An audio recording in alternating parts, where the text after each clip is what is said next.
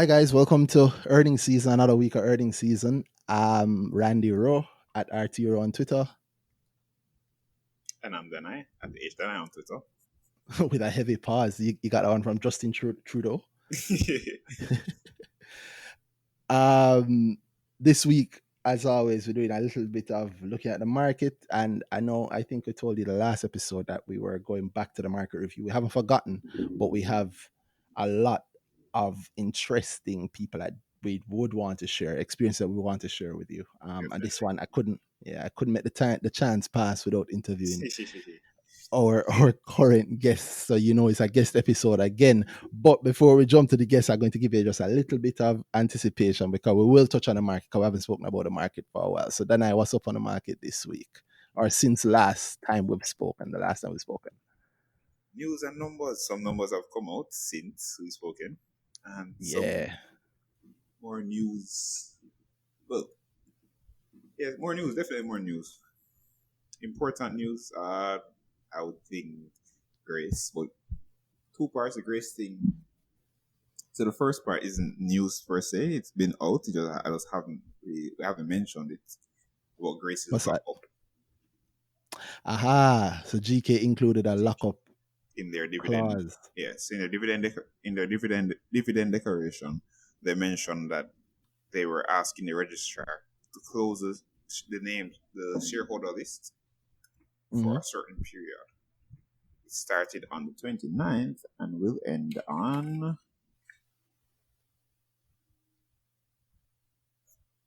Then I goes for the notes. Right.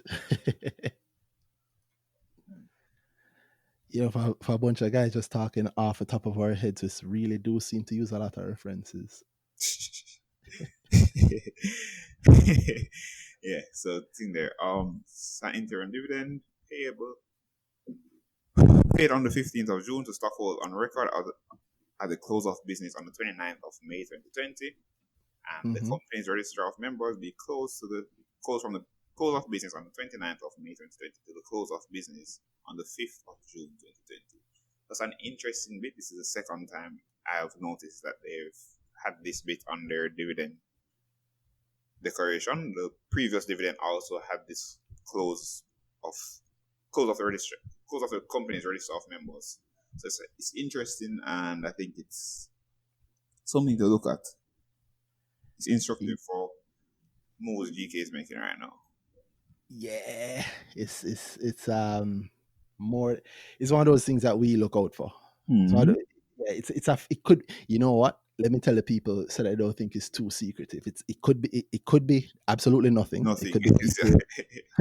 It could be just us looking for the lie that we want to believe, or it could be an indication of something else. Yeah.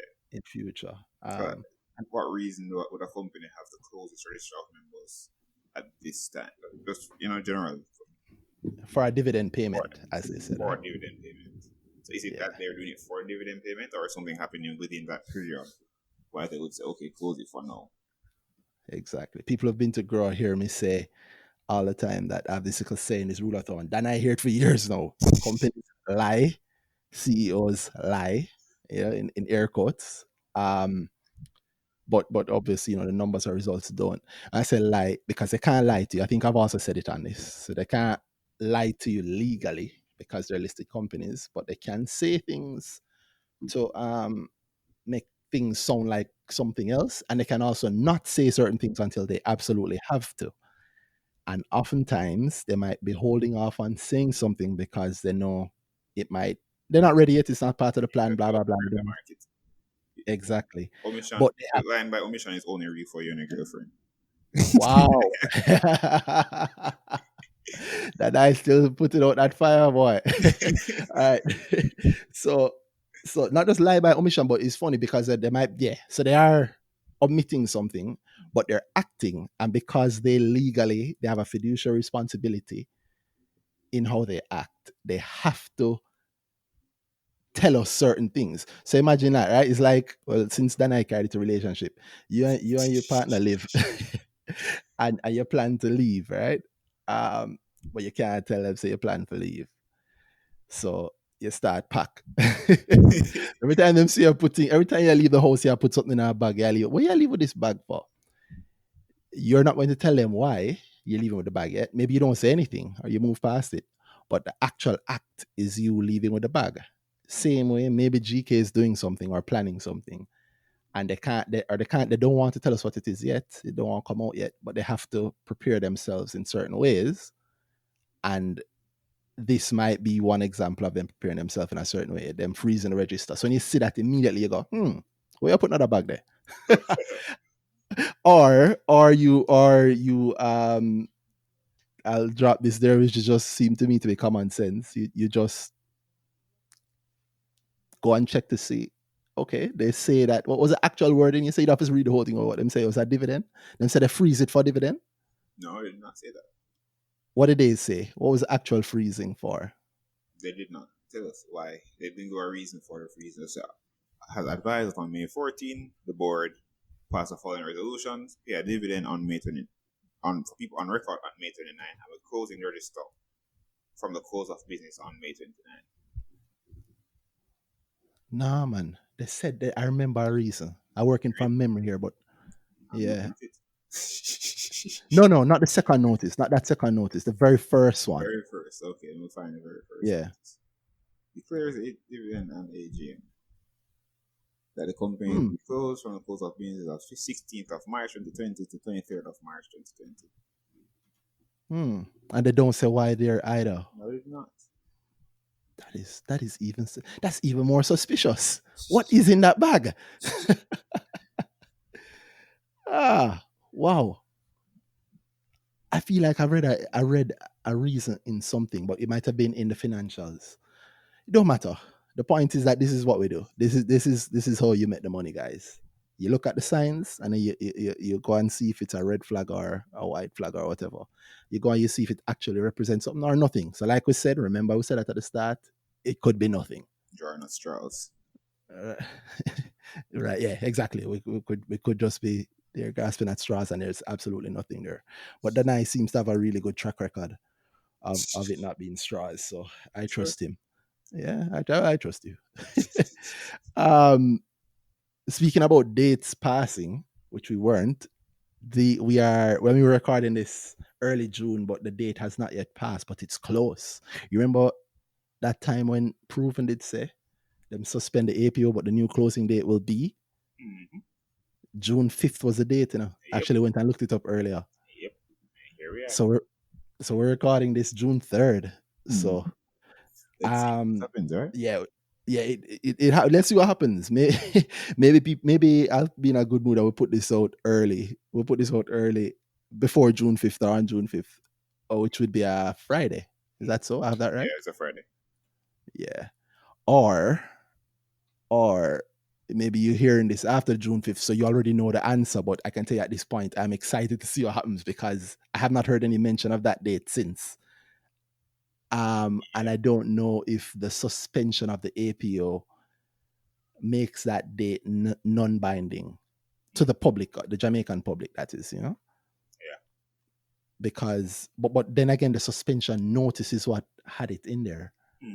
I found that very, very strange. It's very interesting what's happening there. 5th of June seems to be a very popular date.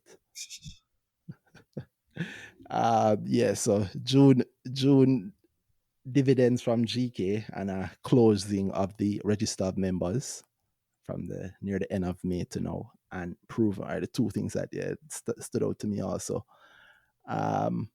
SOS dropped their numbers. Actually, you saw those, didn't I? Yes. I just had them open this actually. Were they good? I opened them as I said it to you. Were they good? Well, I'm alright, but Uh, I don't think the COVID quarter will be looking good for them. whew, They right? they were just starting out in the COVID time. The start of the COVID period, well, and basically the middle March Mm-hmm. is where they quote around where they close out the numbers, so the March 31st. So they caught half a month of COVID, and the Mm-hmm. numbers were down on the quarter. Damn. Hmm. Down significantly enough, you think? I mean, I'd say so. No, you know what? I'd say maybe not. Exactly. Yeah, at it, and I was like, yo, this is not so bad for what's going on for them right now, to be honest. yeah. Last year they made 57.5 million in the period, Mm-hmm. and this year they made 43.8 million in the same period. I mean, you're looking at that. That's let me get my math right. Then I the math genius could tell me. I've never claimed that one, you know. I know, but you have to. It's not claim this placed upon you. 76% of last year's total profit is what they've made now. Yeah. Um, mm, Here's my thinking. Right, Mm-hmm. March may have been a quarter of increased business under normal circumstances, and maybe coming close to exams for some people, so on. I just think there's enough reasons for less stationery generally to be used. Mm-hmm. Less people working in the office, more people working from home. So the office supply of paper and stationery generally just didn't run out. Mm-hmm. I You remember know this that started before March, I remember correctly. When did we that start yes. working from home exactly? You tell me. You work from home now, right? No more. I should know better, should I? Right? Yeah. Well, who remembers? Point is, yeah, I think it's a valid reason, and I think this is a case where you need to see a company really quickly jump to anticipate what's happening and change or adjust their business model to deal with what everybody's facing now, right? Because if you think exactly how I said, no complicated thing. If you think exactly how I said, everybody in the office, them use up the stationery, the pen, the paper, the printer get used all the time, right? Now everybody's home. So a lot of especially the unnecessary printing, Mm. the printing of your child's report on the company printer at 7 o'clock at night. And I'm not judging anybody, all right? Because I don't have a child, but I printed things on the computer printer at night also. He without sin. But the business model has changed, and so a lot of savings, that's how the company is spending on them stationery, would think, are now in place. I'd expect SOS to then instead find a way around that. But that's easy for me to sit here in the seat and say it's a completely different thing when you actually run in the company. I Yep. don't think it's a big hit, but I know it can continue. And the man they just buy the software company, The Seek. Seek. Yeah, I was saying that, Mm. Jano. Pitting the home now. Right? You definitely have to find a way to shift the model. You have to get those kids at home, but still get the books to them. Mm-hmm. Yeah. The Matt Daniels have their work cut out for them. Tough. So you go. So it is. Um,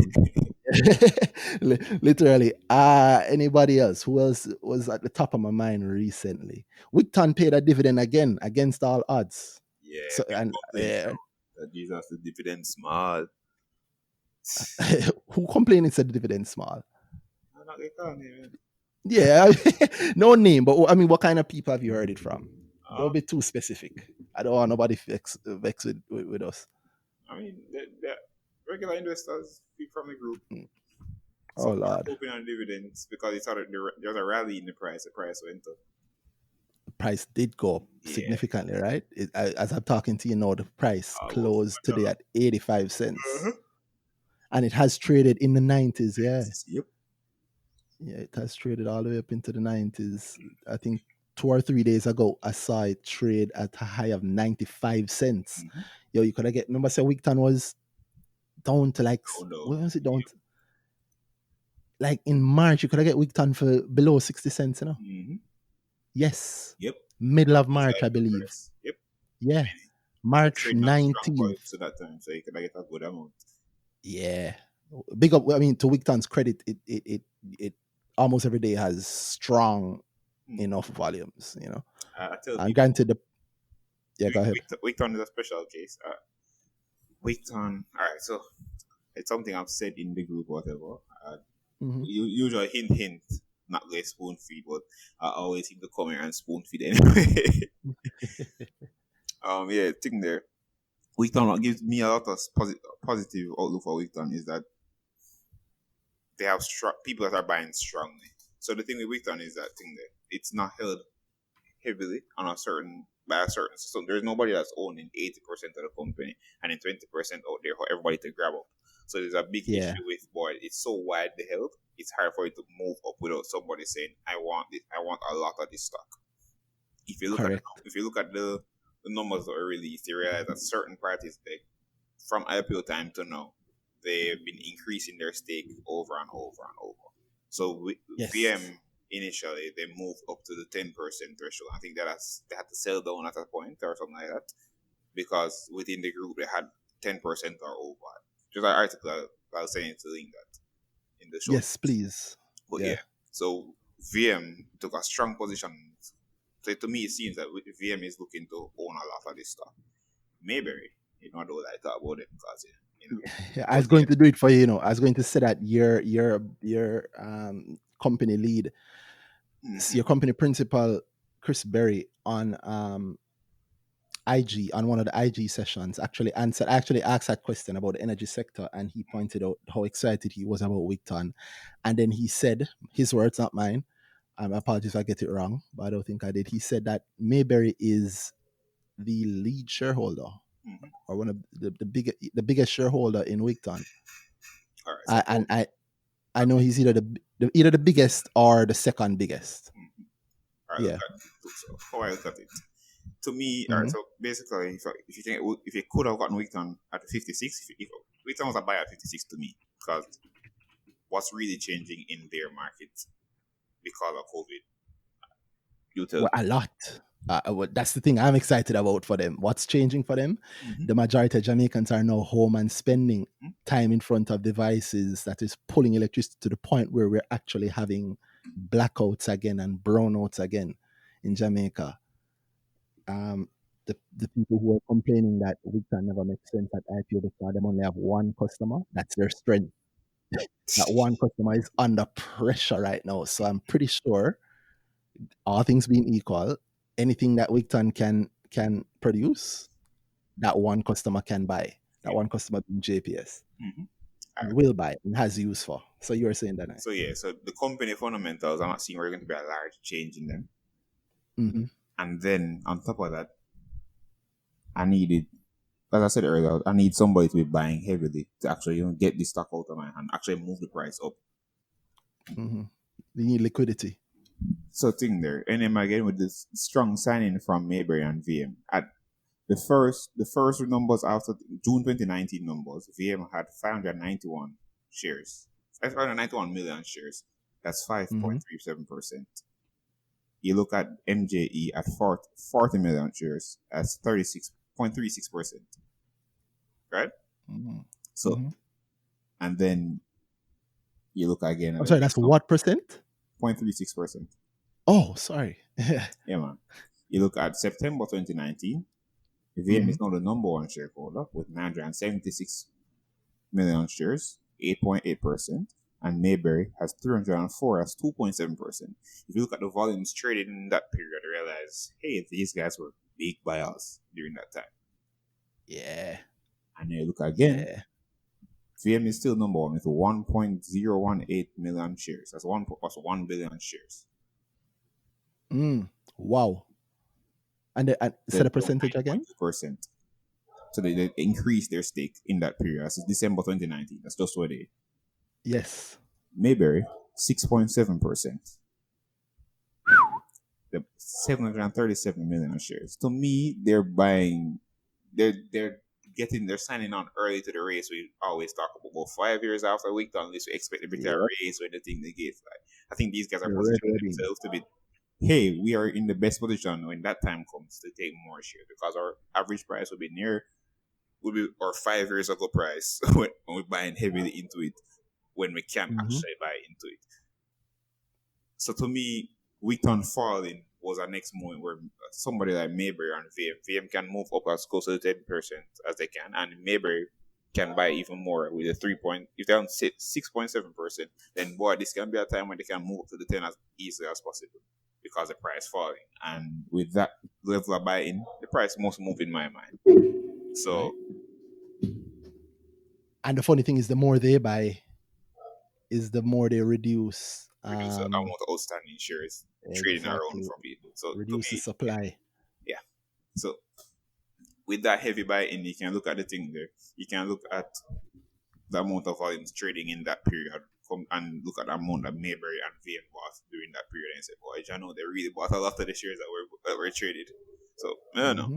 To me, Wheaton was going to rally, and I believe somebody big was saying them to buy into it. I think Mayberry might have been the people. Yeah, Mayberry's stake has moved quite a bit. And for Sir Berry to make a statement like that, biggest or one of the Exactly. biggest. Exactly. To me, that Yeah, was all right. So we've been by. exactly. Yeah, and that man don't miss. And plus, I mean, Mayberry did list them, so they know the intrinsic value in it. Yeah. And I always say, unless you think that we're going to stop using electricity anytime soon, Wigton not going to go anywhere.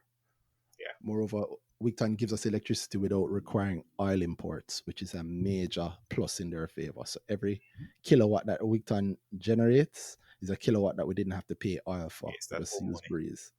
Yeah. Somebody has a rough metric. Stuart. He said he's watching the wind speeds during the periods to see if Which it's still. Stuart is this? Stuart South. Yeah, big up the man properly, man. Big up Stuart. Yeah, So big up Stuart South. I think it was what Sagicor's employee of the employee of the year. year last year, Yeah. 2019. But Yeah, big up Stuart Stuart so for that. predicted the move for Wheaton. So from he said, so hold on, let me go find it.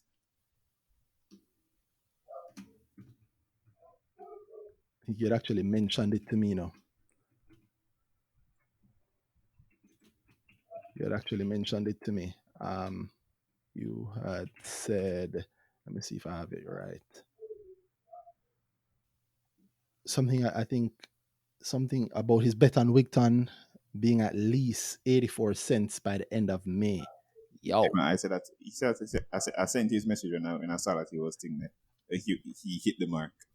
Yeah, well, no, that man talk about Yeah. as what at 85 cents today, and at the Mm. end of May, when they sent the message, I thought that was impressive because I just looked at the range and I was like, okay, that's somebody that have sense. Mm-hmm. But I'm looking actually now to realize on the last trading day of May, Wigton closed at 94 cents. Mm-hmm. The And he day said that before on that, it was, April 8th. yeah, wow. On April 8th, him predict how him think it's going to look May. And on April 8th, Wigton was trading at, I will tell you, Wigton closed the day on April 8th at 70 cents. So I rate that sort of Oh, thinking. So him good say at segue least into Stuart.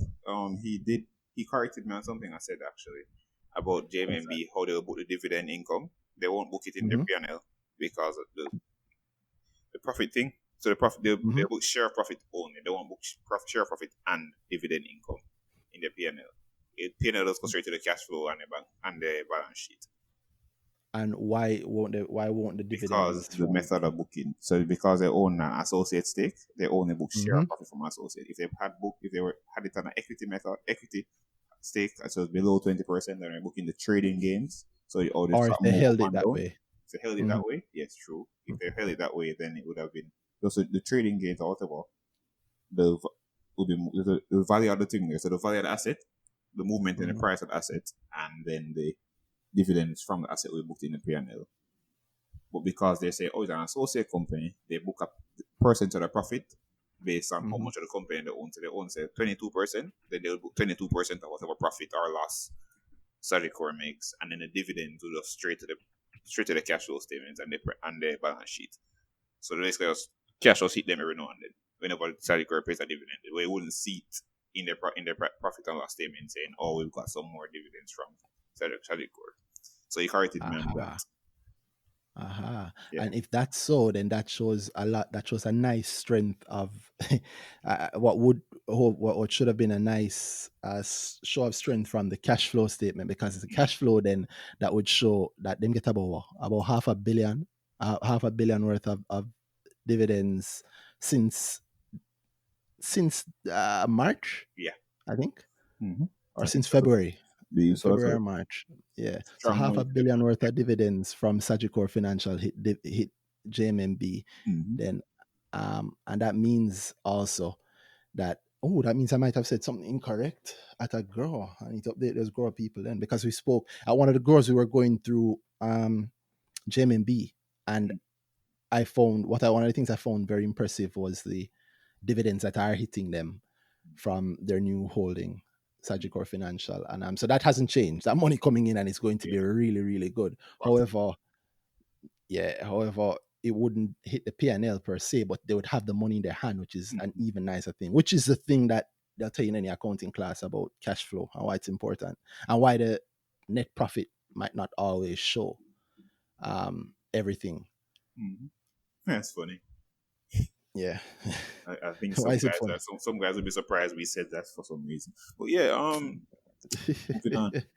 Yeah, speaking I about think we moving have a lot to on, move on to, you know. yeah, Digicel Bond. Yeah, funny guy. Oh my lord! Did you sell? I say a nice. I won't even spend too much time on it, but there's a nice. I'm going to put it in the show notes. So there's check the show notes right now. If you don't know where the show notes are, there should be a little area in whatever app you're listening to us on that shows it. If you listen to us on the website, then it's on the same page that you listen to us with. I'm going to put in there the Digicel Bond article where it shows that it would appear that companies linked to the Digicel founder Dennis O'Brien would have been getting paid money through the expense line consistently Mm-hmm. for a few years now, even after he, as a board member, I think, or as company principal, would have officially stopped paying dividends Mm-hmm. to himself while they get their finances in In order order. so they can make the bond payments, which they've been having trouble with. Right. They you know, So they've had those big bondholders, restructure. So those bondholders, even after the restructuring, boy, I feel it for you guys.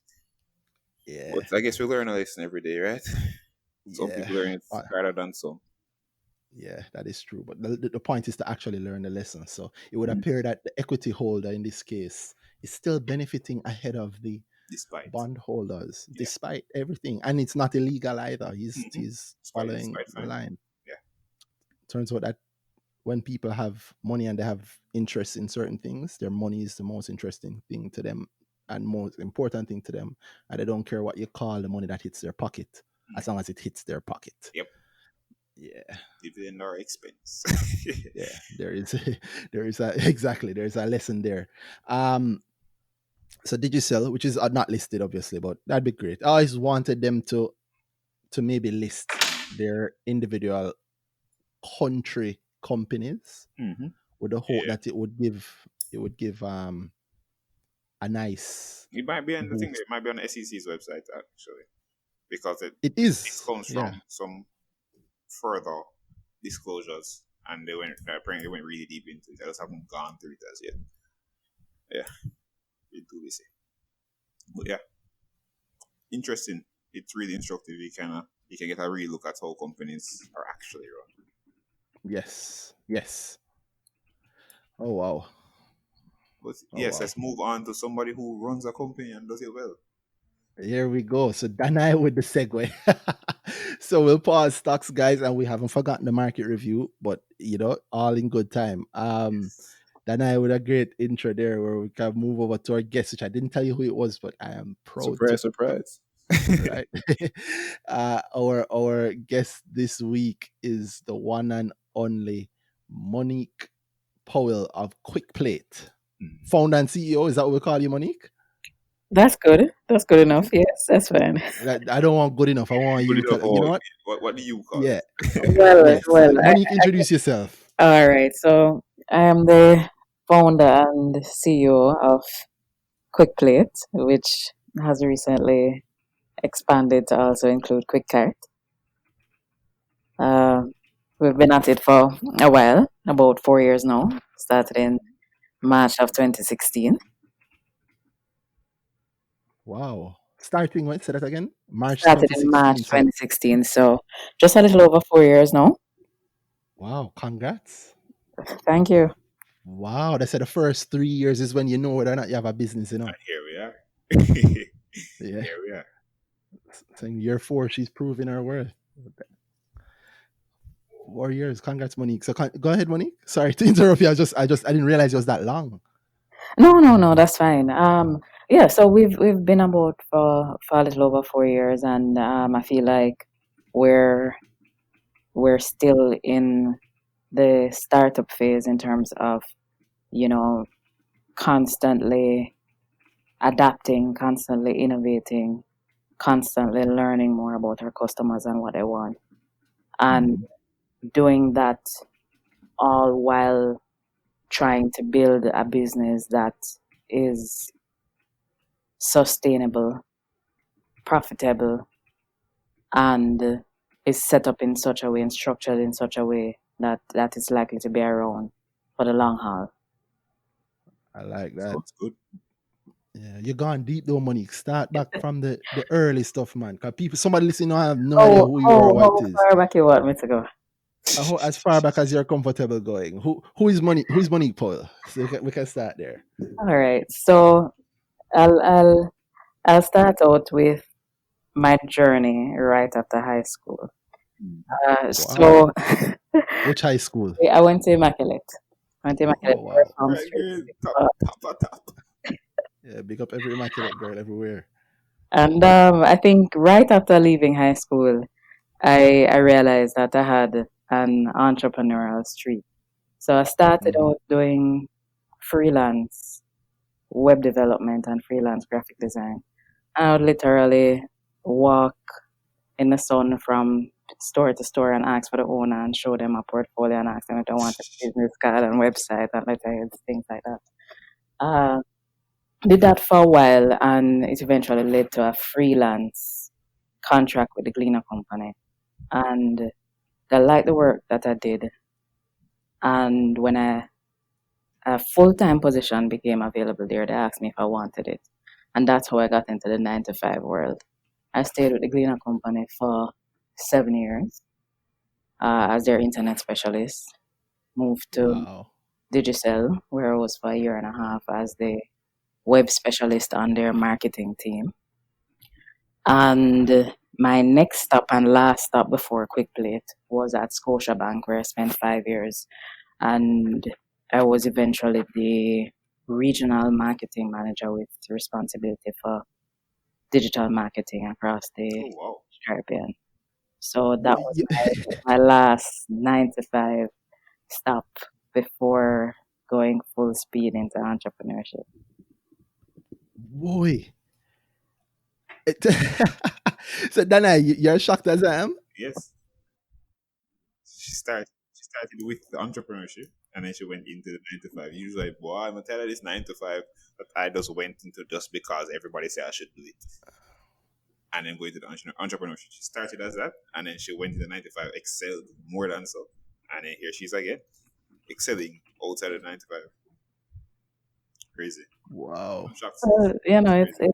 it's one of those things that I think it's always been in me, and even while I was working at various companies and happy doing so, I always kind of knew within myself that there would be a point. I didn't know when it was gonna come, but there would be a point where I would be going out and kind of forging my own path. I always knew that they would come at some point. Mhm. Wow. But what's beautiful is that you did that thing that a lot of people do before, like then I say, entrepreneur, corporate, and then you go back to your dream.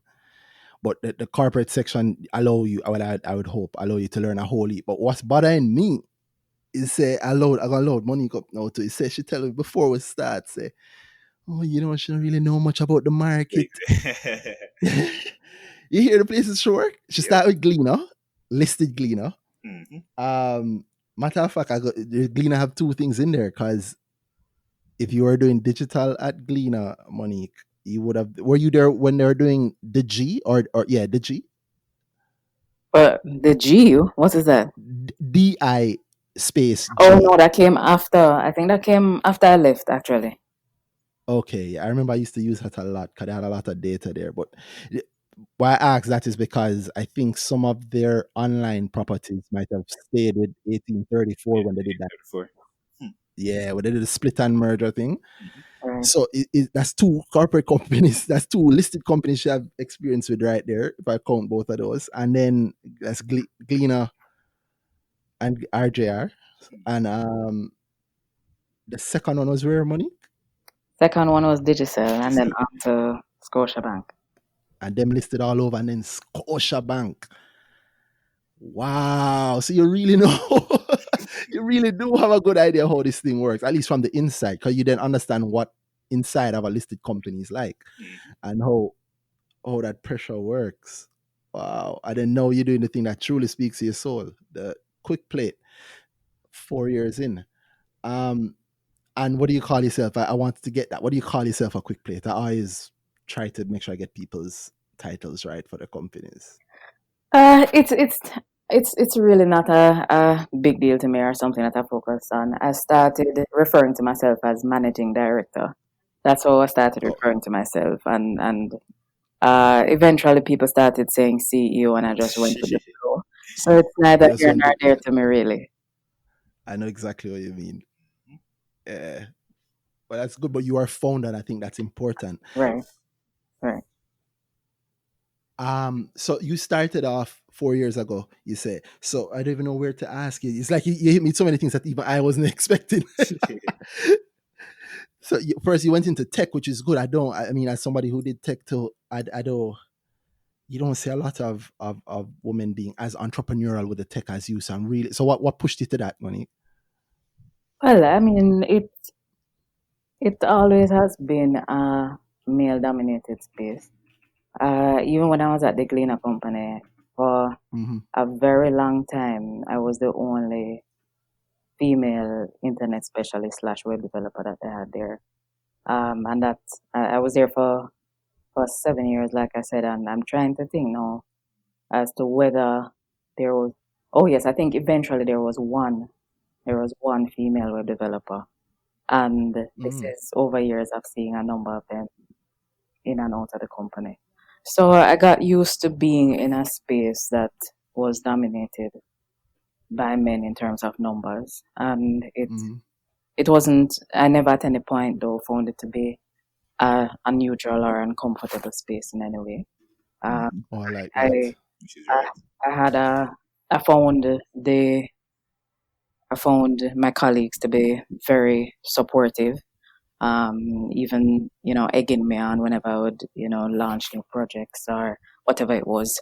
So there was support from my male counterparts, and technology, it was just always a space that I was drawn to. I think I built my first website at about 14 years old. I think Oh between the wow.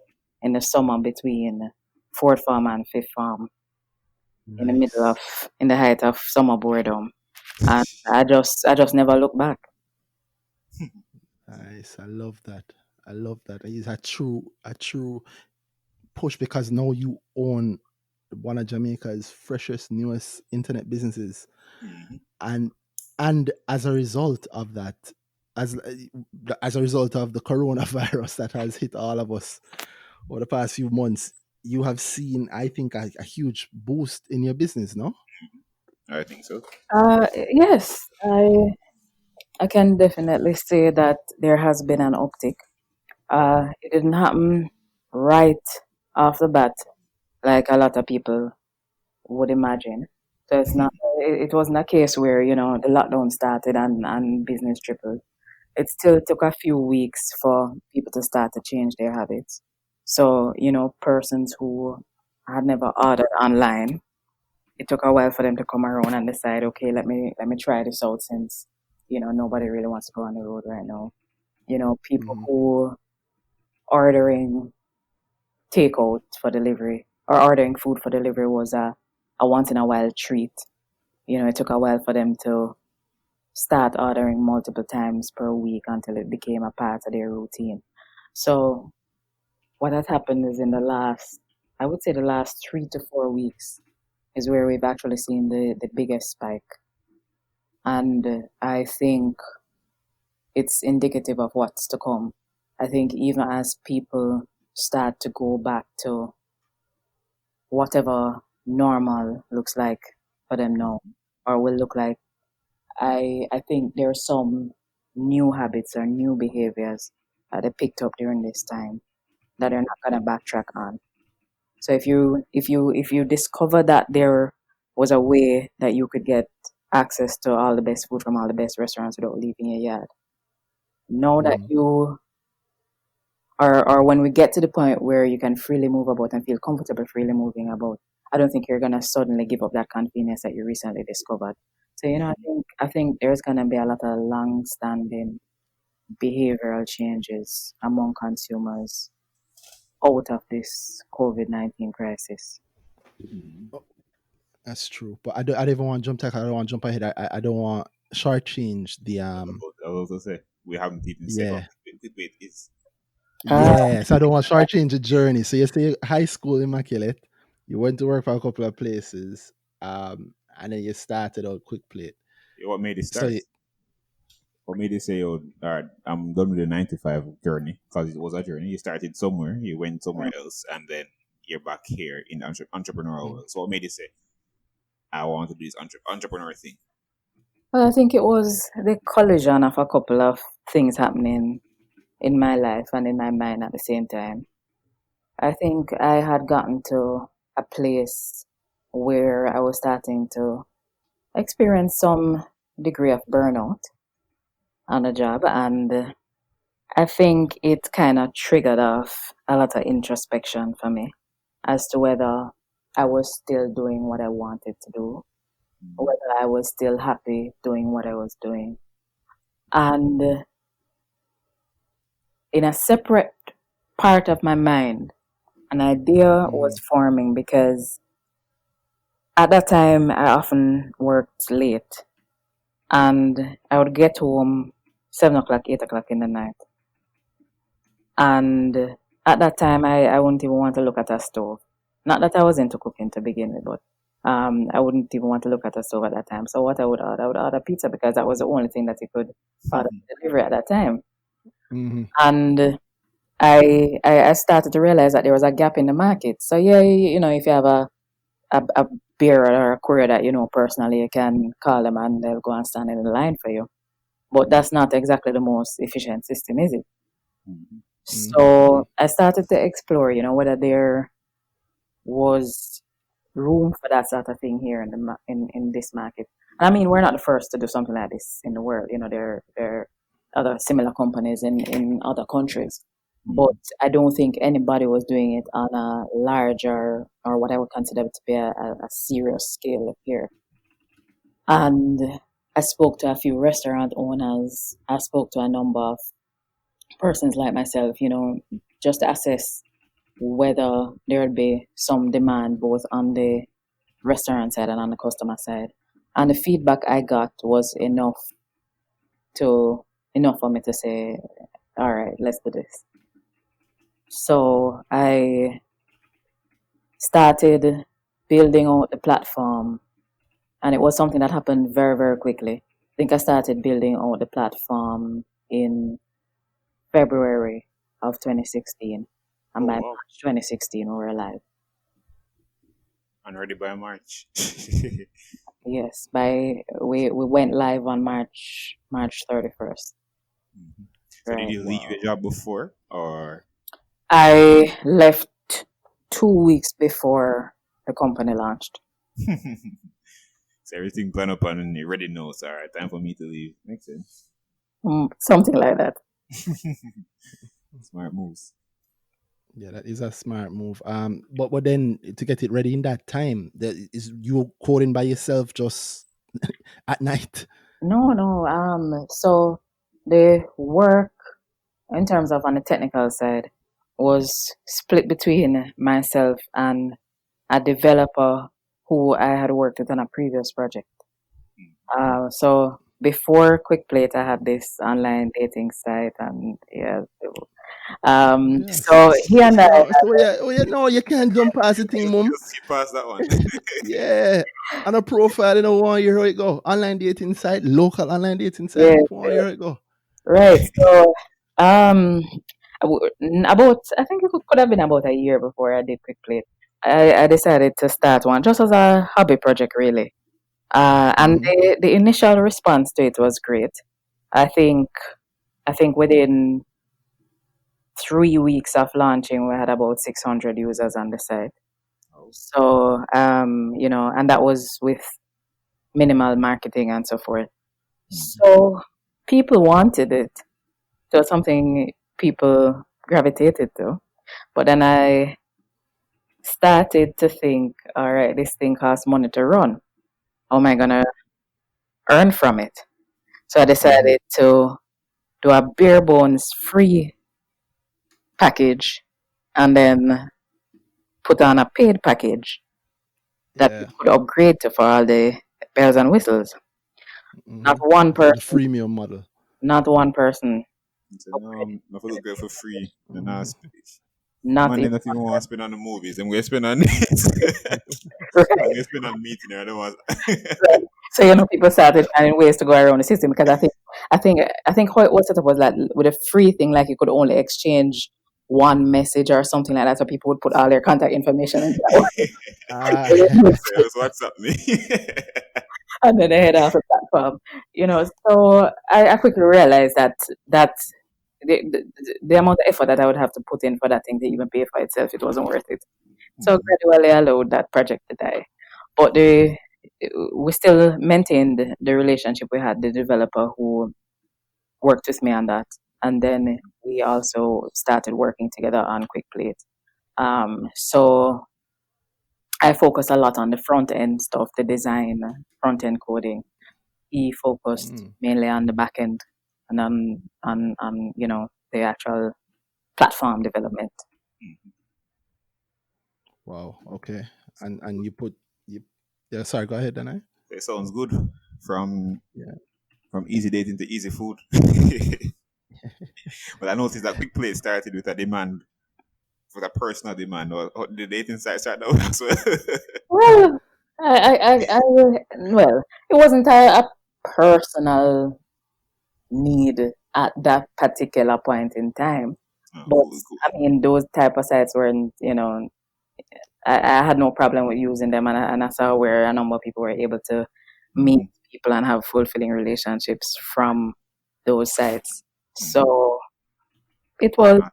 yeah, why not? Why not give some people an opportunity to meet new persons? Makes sense. Makes sense. Makes sense. Yeah. I think that's actually amazing. So you ever consider going back to that? Because I think that might have just been a matter of timing. You Randy, it's not like you want this side. You I, really want I, this to happen. It's unlikely. It's unlikely. It's unlikely. it's unlikely that you would do that again. It's unlikely. I mean, at this point in time, QuickPlate takes up so much of my time that I can't imagine launching something else anytime soon. So I won't say never. I won't tell you that in 10 years time or in 15 years time I may not decide to do something that's similar in nature to that project I did before. But in the short term I don't see it happening. Oh, okay. Well, I mean, I just want to. Yeah, kind of hurt. It kind of hurt because I mean, I don't know if you've ever used QuickPlate. QuickPlate is very convenient with the yard, and you don't want to leave. Oh my god, yeah. Though I've used it Yeah. at work. I've used it at work, but I haven't used it at my house. Is it available in Spanish though? No, it's not. So we You heard are You see, at this point, we still don't tell people what QuickPlate is, you know. all right. People, I'm so sorry. All right. I can go ahead and shed some light on what exactly QuickPlate is. So QuickPlate pretty much allows people to go online, see and browse the menus from a number of restaurants, order online, and have the food delivered to your doorstep. So in a nutshell, that is what QuickPlate is. A way to connect customers or diners with restaurants around them. So it allows for online payment. It allows you to track the position of the rider or driver. It allows for SMS notifications, so that you have full visibility over the order process. We basically use technology to enhance the whole experience of ordering online. in a way that provides the customer with what we consider to be a seamless experience. And I think the customer experience is only gonna get better from here as we continue to make process improvements, as we continue to innovate internally. It's only gonna get better from here. Wow. I've been deliberately not trying to skirt you touching where we're getting, but I mean we can get there. So QuickPlate essentially is deliver food. It's something that Jamaica has needed for a long time, Yep. and it's you handling the online logistics and the delivery logistics of food delivery. So people can actually even the cook shops can get on money. How many restaurants you have on your platform now? So in total, we have I think it's about 80 merchants at this time, both restaurants and other types of partners. Wow, 80 restaurants, and you're. I think then I asked. You say if you're in Spanish Town, and you say no. But what's your radius currently? Right. So we primarily cover Kingston and St. Andrew. We're also in Portmore. Nice. We're hoping that in the medium to long term, we will be able to expand to other areas in the island as well. Nice. How's the Portmore thing going now? Because Portmore must be a nice place to be, especially now, or a busy place to be. I should think. Well, I mean, Kingston is content in terms of order volume. Kingston is still way ahead of Portmore, I think. A food delivery service that operates in the way that we do is still relatively new to the space in Portmore. So we have customers over there who order all the time. So we do have some loyal customers there. But I think it's going to take time for us to pick up the kind of steam in Portmore that we have going in Kingston and St. Andrew.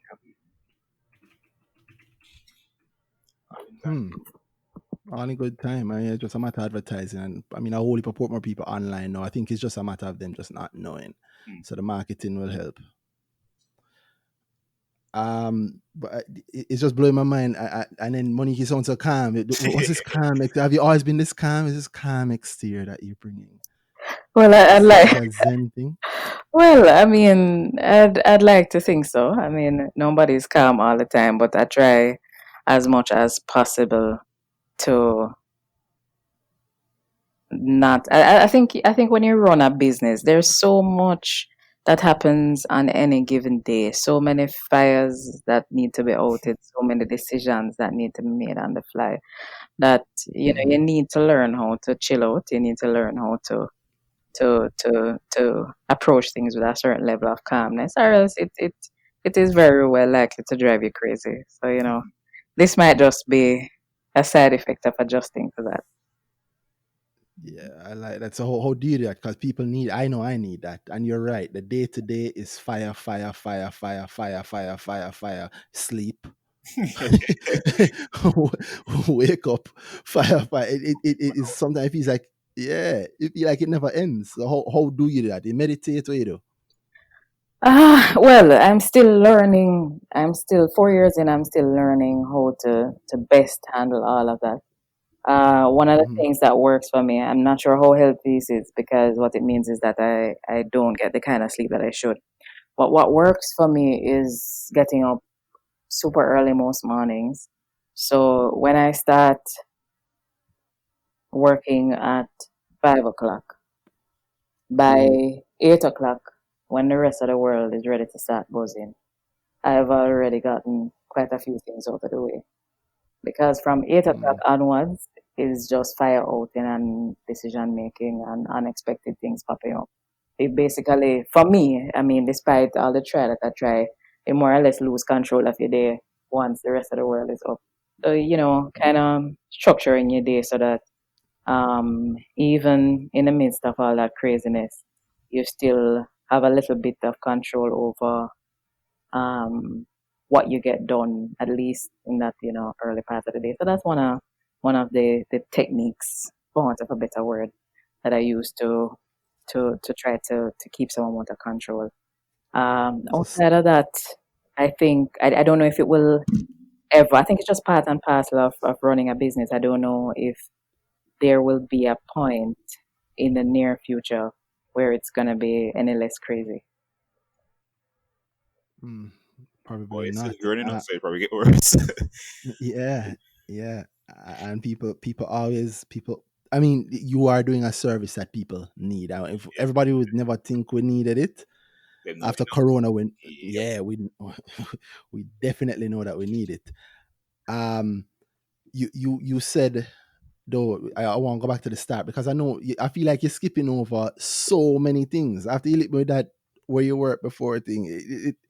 You think it's, I mean, think about the start. That's what I want to hear a lot about because it, I would feel bad if I'm listening to this. And Monique has what I think is a successful um, online business in Jamaica at a time, and you've been running it for the last 4 years. So even if people think it's successful now, yeah, online delivery never sounds successful as a Jamaican product in 2017 or 2018. No, So absolutely not. I mean, when we so even in terms of the number of restaurants that we have on board, I think we ended. I don't think we ended the first year with more than about 12 or 14 restaurants, somewhere thereabout, because it was very difficult to convince restaurants that this is something that would take off. This is something that would be worth the time that it would take for them to set it up. Uh, that people would be going online and using credit cards to pay for delivery and all of that and paying a delivery fee. It took some convincing, and then by the end of the second year, I think we tripled the number because in that second year, people started to say, "Oh, I think these guys are onto something. Let's see if we can get in on that." But it wasn't convincing people that this was something that would take off in Kingston or Jamaica on a whole. It wasn't necessarily an easy task in the beginning. okay, then that one here about me. Tell me about you see, why you sound so afraid? You tell the people I'm, about the actual struggle. That's what we want here because what I want is to be able to have somebody listen to this and not just appreciate what it is that you have built, yeah. but also appreciate the journey that you've gone through and that somebody looking to go that route might have to expect to go through. So I mean, I know that it wasn't easy. More you tell the people them how hard it was because I mean, you started off where you get the money from. The bank they just give you money. I know you say you used to work at the bank. The bank they just say, "Hey, money, I like your idea. Here's 5 mil." Absolutely not. I wish. I wish. Absolutely not. So it came from my life savings. So basically, well, the plan was not to put my entire life savings into QuickPlate, but eventually that's what happened because when you when you're first starting a business, especially when it's your first full-fledged business, you're overly optimistic about every revenue projection, and then you totally Mm. underestimate every expense that you had put in your projections. So what that means is that you're burning through cash at twice the rate that you thought it would have. And, of course the banks didn't even look at me.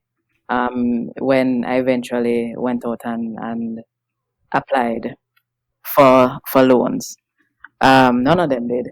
So it even got to the point where I said, all right, I've come too far with this business to allow it to shut down. So I went for a pension, which Hold on. at that time was a couple million Whoa. dollars, and I just shut my eye and put it in the business. So Whoa. it Hold on, man. You're running big. You start the business and it was working fine, or it wasn't working fine. You say? I mean, it is early startup day. I think you said the first year you did finish with less than a small amount. I don't remember the exact number you said, the but the partner, first year, yeah, yeah. about somewhere about 14 there about in terms of partners. But it like I said, with and it happens with just talking with other entrepreneurs. It's a common thing, especially like I said with your first business. So I know it's common. That's why I want you to tell them. you have this pretty looking revenue chart. Of course, you say, Mm-hmm. yeah, of course, the first few months are gonna be rough. So the first few months the line level, and then after that the line start going up and it go up steadily. That's how your revenue projections look, And Yeah. then for expenses, you you pretty much have no idea what's really coming. So Them go up and then they think flat in about your revenue projection in your like you projections. may need to rent a little office somewhere. You're gonna have some Yeah. electricity cost, but you really probably, especially with a business that is as complex as ours in terms of a logistics business, there is a lot of complexity involved that people Mm-hmm. don't even understand, and with that complexity comes, there are costs associated with putting ourselves in a position to run a business like that effectively and When efficiently. You know. you say people don't understand, help us understand what kind of complexities. So food delivery, for instance, is as simple as it may appear on the surface, is one of the most difficult logistics business to run because everything has to happen within an hour. The, the order being picked up on our end in terms of our dispatcher making note of that order, in terms of the Mhm. restaurant um, being aware of that order, processing it in the kitchen, us dispatching somebody, that person getting to the restaurant, waiting on food prep to be complete, getting to the customer. That's a lot that needs to happen within an hour. And the thing is that once an order goes over an hour, customers start Mhm. Get to antsy because right, right. yeah. So to ensure the best customer experience, all of that has to happen within an hour, and it has to happen within an hour consistently. So to ensure that we do that, we have to have certain internal processes in place. We have to have certain logistics software that we use so that we can see the position of every rider and driver at any given point in time.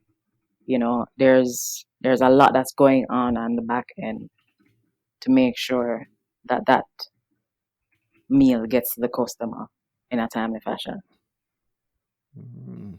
And it's not as simple as just regular delivery because regular restaurant, I mean, I'm cooking here and the bite man is outside, but you literally you have a two-step delivery because you have to leave wherever you are or find a bite man leave wherever closest, and they have to then go and get it and then Just, come to yeah. just double customer.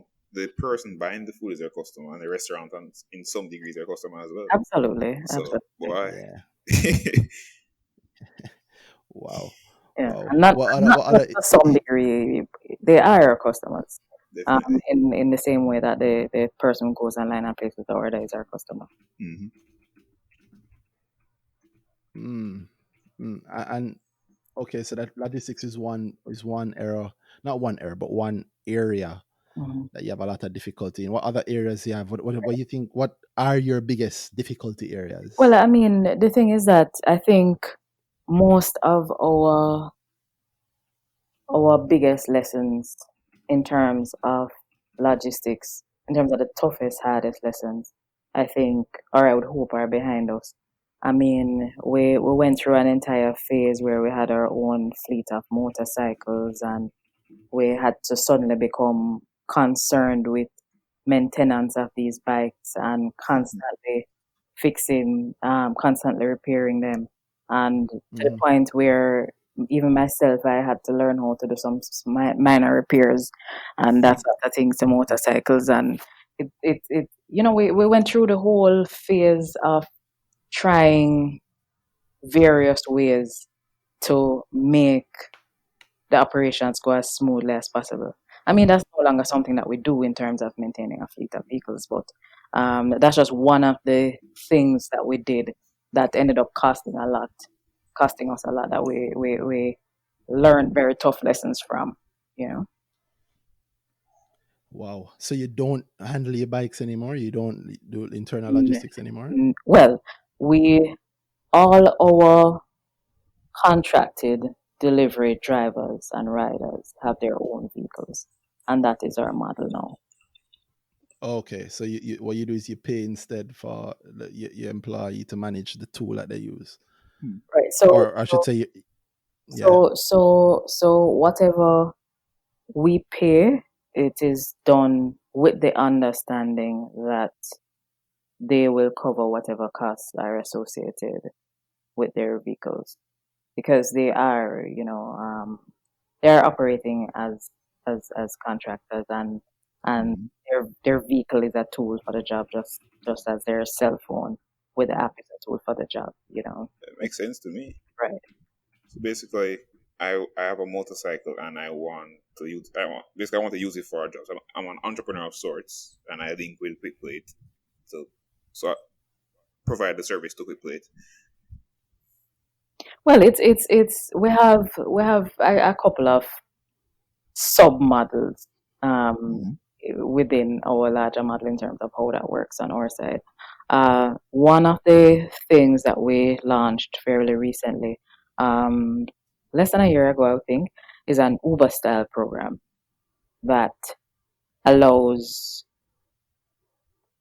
part-time persons or persons who are otherwise engaged. Maybe they're students, maybe they have a day job, but they're looking for ways to make additional funds. And they log on whenever their schedules allow for it, and that allows us to have access to a wider pool of people, Mhm. while allowing a number of persons to earn a little bit more off the vehicle that they have. So they have that car payment to make anyway. So why not use one Saturday every week and earn some extra money off of that vehicle that you have? Sounds So good. it's something that has been working very well, and Mhm. uh, they there's been strong interest from both drivers and motorcycle riders, and we use both in our fleet. Mm. Hmm. Hmm. How has that Interesting. been working out? Yeah. Yeah, the car. I would more think. I would think that people would shy away from the car delivery thing. Well, I can. When you say shy away, you mean in terms of what? I have a car versus a motorcycle. Oh I'm no, much more likely to get caught in traffic, that type of thing. right. Well, the thing is that as I said, the interest from drivers has been great. There's been a quite a number of applications from drivers, more applications from drivers than motorcycle riders. And what we try to do, I can't get into all of it because it would be like giving away the secret sauce. But we know, Okay. Well, yeah. If something's proprietary, something's proprietary. We right? don't want We to pressure know you. we know how to use both the cars and the bikes in our fleet in the most effective manner, so that the impact of things like traffic is minimized. Makes sense. Hmm. Makes sense. Wow. Wow. That's actually interesting. I want to touch anything too proprietary, but I like that because I do, and you touch on a good point there because you do have competition. Yeah. Quite a bit. Yeah. You do have competition. So how do you in general terms? You'd have to give it the secret sauce, but I mean, how do you handle that competition that you have Well, generally? well, How do you I mean, how competition is for the most part a good thing. A good thing for consumers in terms of choice, and in terms Mhm. of the various players constantly improving their service, because they have to they have to they have to compete for your business, right?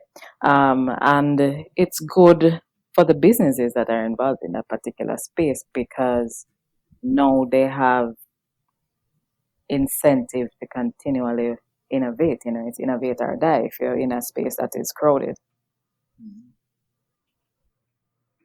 So for me, it's like I said before, I can't say everything that we do to differentiate ourselves. I can't get into all the details, but so enough to say that a lot of the innovation that drives businesses forward is not innovation that is readily visible from the outside. It's it's things like process improvement. It's things like improvements in service delivery. It's it's a lot of innovation on the back end. So, for example, there are things that we do differently on the back end to make it likely that any order you place is going to get to you within a particular time. There are things that we do on the back end Okay. to make it strongly likely that when you reach Mhm. out to us via live chat or email or whatever method you use, there is somebody on the other end of that to respond to you and help you with whatever the issue is. So a lot of the innovation is not necessarily bells and whistles that you'll see on the outside. It happens, a lot of it happens behind the scenes. And there's a constant commitment to customer service, customer care, and also process improvements, constant process improvement. Yeah, it's you're in a game now where it's more than just the tech, and I like that because seeing you do something successful in local tech meant a lot to me, because tech often gets devolved or simplified into just the actual tech. Yep. So, yeah, All business you just find tech. out.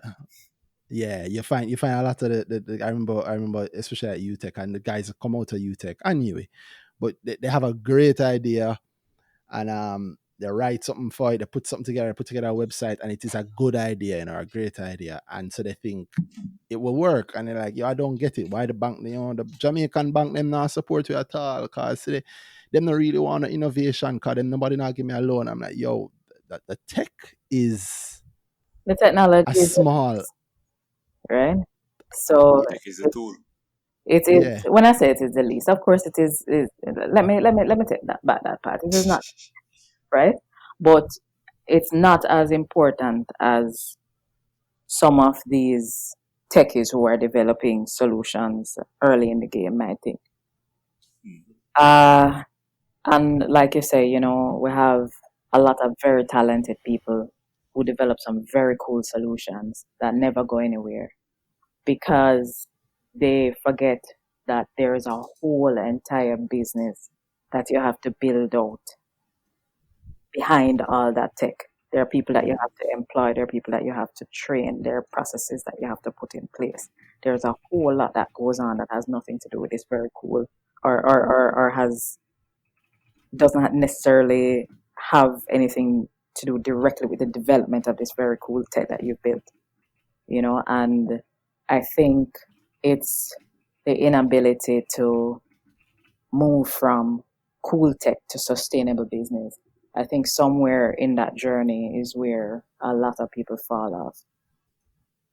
yeah, Building the tech is just one part of the puzzle, and in order to build impactful businesses, more people, more of these talented techies who are building these solutions have to start thinking about the business side of it from very early, thinking about what your revenue yes, streams are going to be. How are you yes, going to sustainably build this out? How are you going to make sure that this is profitable at whatever it costs you to run this service is less than what you're going to make off of it? And those questions need to be asked at the very beginning, even before you start to fall in love with whatever this cool thing is that you're building. yep, yep. Yep. And we've said this before. And Yep. we actually said this when we had that Swaby episode. Yep. That was actually the point that we're trying to get across. Lots of people got that, but I think maybe some people didn't. That yeah, you have to. No matter what you call it, no matter what you're doing in it, at the end of the day, it's a business. And it's doubly true if you are looking for money from a bank, especially. I'm looking for money, bank or private equity, wherever, you're going to have to know this through and through. And not just know it. It's not just something you get somebody to help you with and you just memorize it and you go. You have to actually understand it. Many great ideas die because the person with the great idea can't rework that idea into financial terms that will make sense to not to an investor, a potential investor, a bank, a loan, somebody who might give you a loan. You need for your family. For me, my friends, when they come to me for business advice or talking about business or if I sit on a board and they're trying to put a business, especially in the early stage, it is all about how it makes sense financially. Just like money, I give the basic equation because you can start there. You don't have to be a numbers person. You don't have to be in finance. It's just revenue, which is money coming in, minus expenses, everything you have to spend on it, and what you have left after that is profit. And if that profit number is negative, then you need to rework your idea. And you also need to know little pieces. That's why I wanted money to go a little harder on some of what you're saying in terms of the details, because those little pieces are really where the business is. You said, and you see, you have to do the work, the thinking work, the great work that you want to, the personal work early in the morning. Because once people come in the office and the orders start coming in, you know, going to what the real business is day to day, which is the actually a logistics business. So you have to handle a lot of the logistics. Mm-hmm. Yeah. So understanding what your business actually is and what each step of your business is and what it will look like is key for anybody listening and planning or thinking to do the same thing. You know, yeah, I'm gonna put some ads on taxes in Jamaica. Okay, how are you going to get to the taxes? Yeah, I read the Gleaner, there are 10,000 taxis all over Jamaica. I hear you. How are you going to get the taxi man in Portland to put an ad on the back of his taxi that you gave him? Well, I sent it to him. You're going to send it to him. How do you know him? How do you get contact? You know, that sort of thing. The thinking that I think doesn't go into it a lot of times, but a set of numbers will get put together. I get them all the time. I get stuff all the time with that, where you can tell that the person has thought a lot about how good the idea would be, but not how the actual execution or operation of the idea will work out. And I hate when they do that. And I hate when the next step is that, well, you know, I expected you would do that. So I must figure out the business for them. But not that I have an issue doing that. It depends on the person and what they're doing and how I feel about them. But then I can serve as mentorship or Right. aid or board or whatever. Everybody wants But that. on exactly. But Freedom. on that point, Monique, you have anybody who does help you? Anybody who aids with the mentorship? Well, I would say yes. I would say yes. So there is a board that we have in place. It's a relatively new board. We assembled that, I think it was February of last year. But I have been able to get valuable insight from them, guidance from them. They're all experienced professionals in their respective fields. So that has been very useful to me, you know, having a group of smart people who are interested in the development of the business, that you're able to bounce ideas off that can, you know, give you some guidance and, you know, even a little bit of tough love in terms of telling you what you need to what areas you need to pull up your socks in, you know, what you need to be better at. And also, I think Sandra Glasgow has been somebody who, over the last couple of years, I've been also able to bounce things off, to be able to ask questions off in terms of how to proceed with particular ideas that we have or particular things that we want to get done, you know, whether it might be securing additional funding or it might be launching a new product, that sort of thing. And for context, Sandra Glasgow is one of the founders of and the manager of First Angels, and First Angels is an angel investment network that has invested in QuickPlate. Wow. So you see, every time I press you, we'll find out something else. Monique, talk to me about the journey, man. So when did First Angels invest? This is Because this we've is heard about. relatively recent development. This was last year. So we started the conversation with First Angels year before last. But Mm-hmm. as anyone who is familiar with this kind of process would know, is something that takes several months. They have to do their due diligence, and you have to put a lot of documentation together, and they have to feel comfortable with the investment that they're making, and that's understandable. So that whole process took, let me see, I'd say from start to finish, maybe about 6 months, that entire process. And then the actual investment was made in February of last year. Aha. And are you allowed to say how much? Well, I don't think there's anything preventing me from saying how much it is, but I don't necessarily want to give an amount. If you don't want to, that's fine. That's fine. That's what I was saying. That's what I wanted to know. But you also touch on some of the process. Tell the people some of the things that you had to get together for them, so they have an idea what it is. Because again, not only do you have a great company going, but you're also a case of, I would say, successful. Mm-hmm. I mean, not jinx it, but well, it's successful because it's running and it's growing. Successful angel investing locally, or I don't know if First Angels is just angels investing. What would they call your investment? That angel investment or more private equity? Well, angel Or investment, you, it is. It's equity that they're taking in exchange for the investment that they've made. But I suppose it's the standard term for what they're doing is angel investing. maybe not. I think there's like a difference between the two, and it's some. Oh, I mean, to me, them take a stake in your business and they're helping you along, right? right. Yeah. So it's Which is not the really unlike what VCs do just at a venture level, at a venture right, fund. Yeah. right. Yeah. So there are some And I'm similarities, with you. right? Yeah, there's some to me. Well, To meet our you might not. investors, Yeah, we just found a way to call this segment of it based on whatever the person is going for.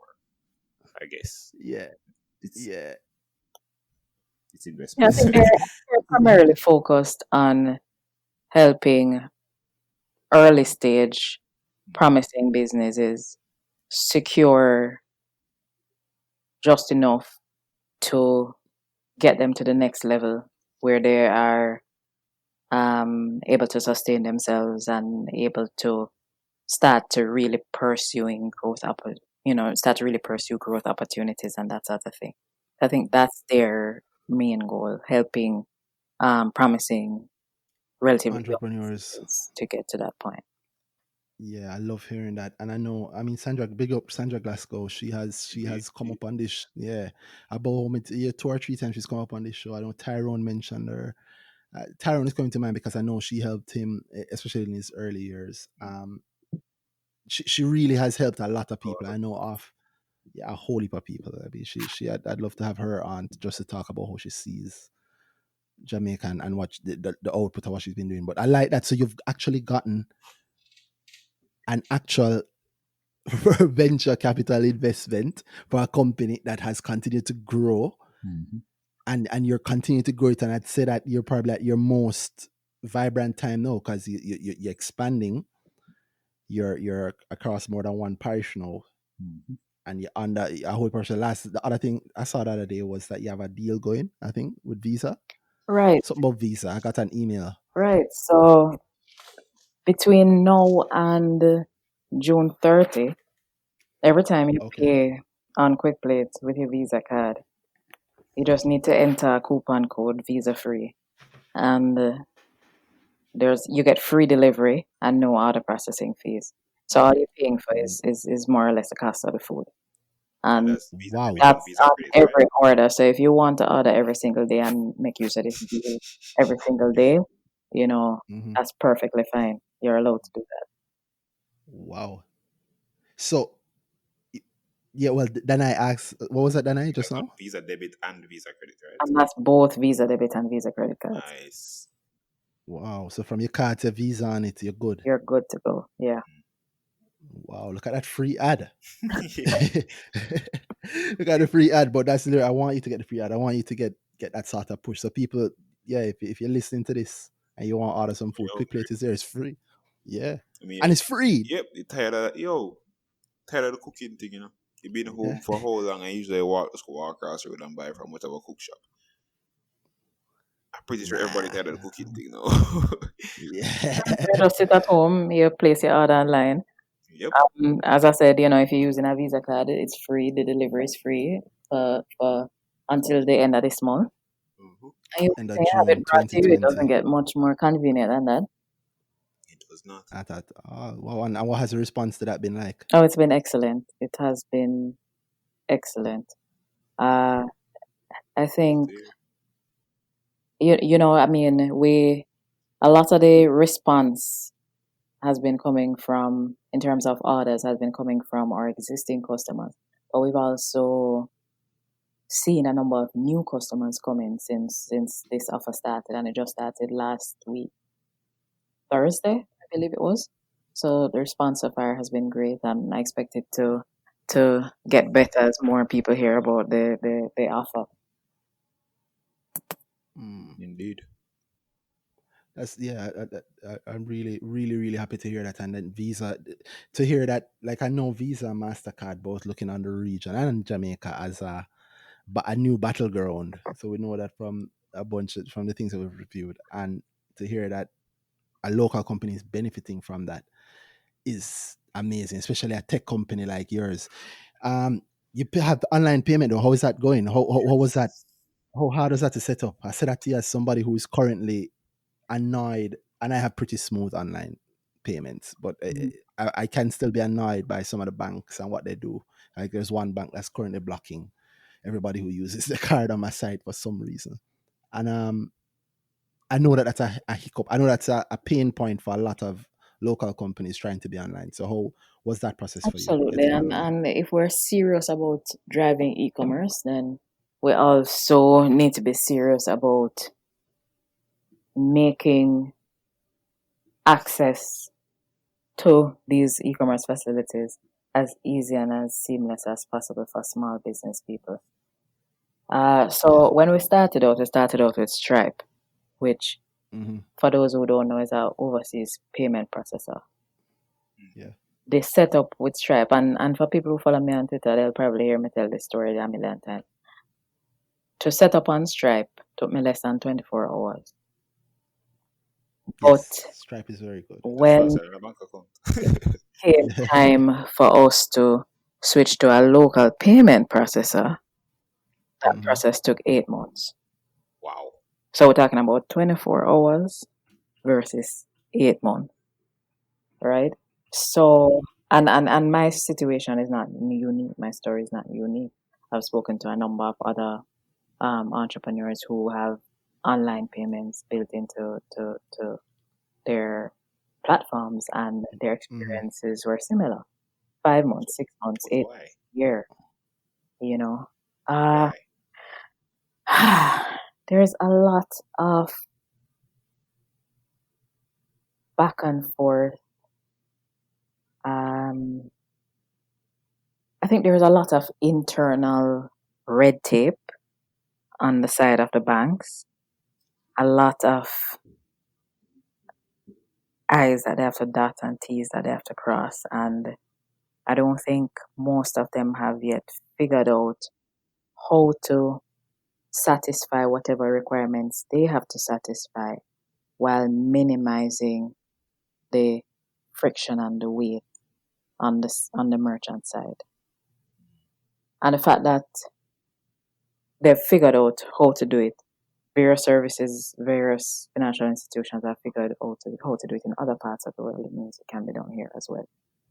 But I think they need to be significant or more invested in making that happen in order to make the changes that they need to make on their end. But Definitely. it's gonna be critical. I heard Andrew Holness and Nigel Clark recently talking about the shift that we need to make to e-commerce and purchasing goods and services online and that sort of thing.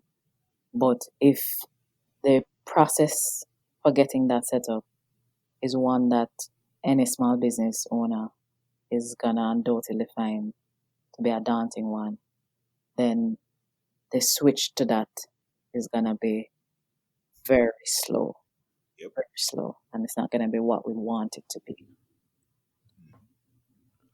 Boy, uh, I'm silent on that because I have not been silent in the past. For years, I've been arguing about this, and I actually use it as one of the signposts to see when people in tech, local tech, are actually serious about what they're doing.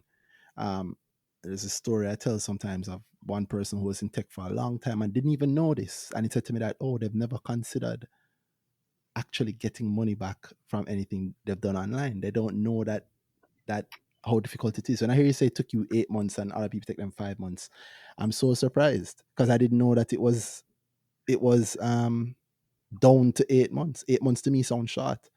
I'm actually still waiting on a call back from 2012. Oh, wow. And the callback don't come yet. And my personal view, and I'm open with it, is that the banks do it deliberately. It is a deliberate move because if you open up online banking, if you open up the online space, um, to local companies, they are now competing with people on the internet. And multi-million, some of them billion-dollar companies in the US and other advanced countries, where you can't help imagine you have two options in front of you, one a local bank and the other one something overseas or something online. And the online, like she says, is pretty much like Stripe, less than 24 hours.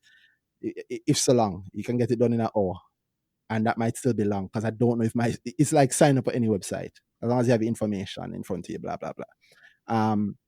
And on the other hand, you call a local bank and, oh, you have to come into a branch. So whatever, anything you have to come into the branch, you lose in a day immediately. And you might not get what you want done that day. And another thing that I haven't heard you touch on, money, is the fees. It's actually very expensive, fee-wise, I think. That can you say that, Monique? I mean, I don't. You don't have to tell people your business or your money, but percentage-wise, using Well, a local you processor. know, to be honest, there isn't that much difference because using Stripe as an overseas merchant Yeah. actually gets pretty expensive because their base rate is 2.9%. Mm-hmm. But what a lot of people don't know unless they actually sign up as an overseas merchant is that there is a 1% conversion fee if your Mm-hmm. prices are listed in anything other than their main currency. And then Yep. there is another 1% that you pay whenever international cards are used. So in essence, you're paying 4.9% on every transaction to Stripe, Yep. more or less, which is not I, far off from what the banks are gonna ask of yeah. you anyway. And then also to transfer the money back to your local account in Jamaica, there's also Absolutely, absolutely. So that was one thing that heavy hit us charges. hard. So you remember at the Mm-hmm. beginning, I started talking about the fact that you underestimate your expenses. Mm-hmm. So in that first year, we spent $1 million just wiring money back into Jamaica, Wow. Yeah. And that's normal. That's small. right? Yeah. Yeah. So it was, and then the thing is that we realized 4 or 5 months into it that wasn't gonna cut it. But Mm-hmm. like I said, the process of switching to the local bank took 8 months, so we had to suck it up for the rest of that year. Even though we knew that this was terribly unsustainable and a terrible waste of money. Yeah, man. I think you lose about 11% on each transfer. Yeah. So you can do the math. That margin. Yeah. And then there's what you lose on conversion as well. Because Yes, because they set the you rate. set your prices in Jamaican dollars, and then in order to Mm-hmm. send the money to the US bank account, they convert that back into US, and then that Mm-hmm. comes to Jamaica, and you convert it back into Jamaican. And by the time you work it out, you've lost quite a bit. Yep. So that's coming straight from your margin. So imagine you're running all 20. I mean, tech tends to have a lot higher margins, but imagine you're running a business with 20% margins Mm, and you lose 11 or 12% of the margin just from fees. mhm. Just like And that's not necessarily net profit going margin. down That's it. gross. Exactly. Gross profit margin. If you run the business properly, then you might have 25% of that. What's left? 9, 20%. So 11 out. You have 9% left, and the 25% of that goes to the government. So maybe let's say 2 out of the 9. So you have 7% left. And then imagine if you did not consider all of this before you start. So it's a real thing. It's a real painful thing. Right. And I put it all on the banks. Yeah, it's all on the banks, and it has been on the banks for a long time. It's a deliberate thing. As far as I'm concerned, it's a deliberate thing that they did, and time has come now where they just can't keep doing it. But they don't have any great pressure, other than maybe people like me just balling on Twitter, and that's very ignorable. If, however, more people start to do it, not ball on Twitter, actually try to access the service and see it, I think then it will come out. And I think because a lot of people don't even know about the problem, so they don't even know there is a problem. So if you see somebody falling about it, yeah, man, what a bank thing, that transfer, no, some numbers thing, and they just brush it off because you don't get the support because people don't know. Mm-hmm. So That means you yeah, have when you exactly the second I delved into it, these years ago, I delved into it with all the major banks in Jamaica. All of them do it. All of them restrict it. All of them, I think, have their own reasons for restricting it. But at the end of the day, it comes back down to if you open that gateway, you have to fight with people who are a lot fitter than you are. Yeah, so they don't do it. That's what I call the banking walls. That's why they don't fall. It's a deliberate thing that's done. Getting money back into Jamaica, there's a wall there deliberately. So it's unless you're going to use the usual Western Union route. No, and I'm sure somebody's listening to this and they're like, no, but I have a friend and I get my money through my PayPal and yeah. Try get it into your bank account and see what happens. Try send from your PayPal to your bank account. The best I think you can do is to get that check from PayPal, and then PayPal going to tell you 5 weeks. Well, PayPal not going to tell you 5 weeks. PayPal take them time when I'm sending you the check. The bank going to tell you is an overseas check. 5 weeks for it to clear, sometimes 10. And you're just going to wait there. And you can't run a business off a 5 week payment schedule unless you have that kind of business, but most people don't. So it's a hell of a thing. That's why I wanted you to talk about that more, because it's a pain point that I think more people need to know about. Right, but like you said, it's not something that is going to directly affect a wide cross section of people enough for them to immediately care. Yes. Because unless you are a small business that is deeply interested in setting up online payments, you're not Mhm. even going to get far enough along in the process out here for you to realize just how tedious it is. Exactly.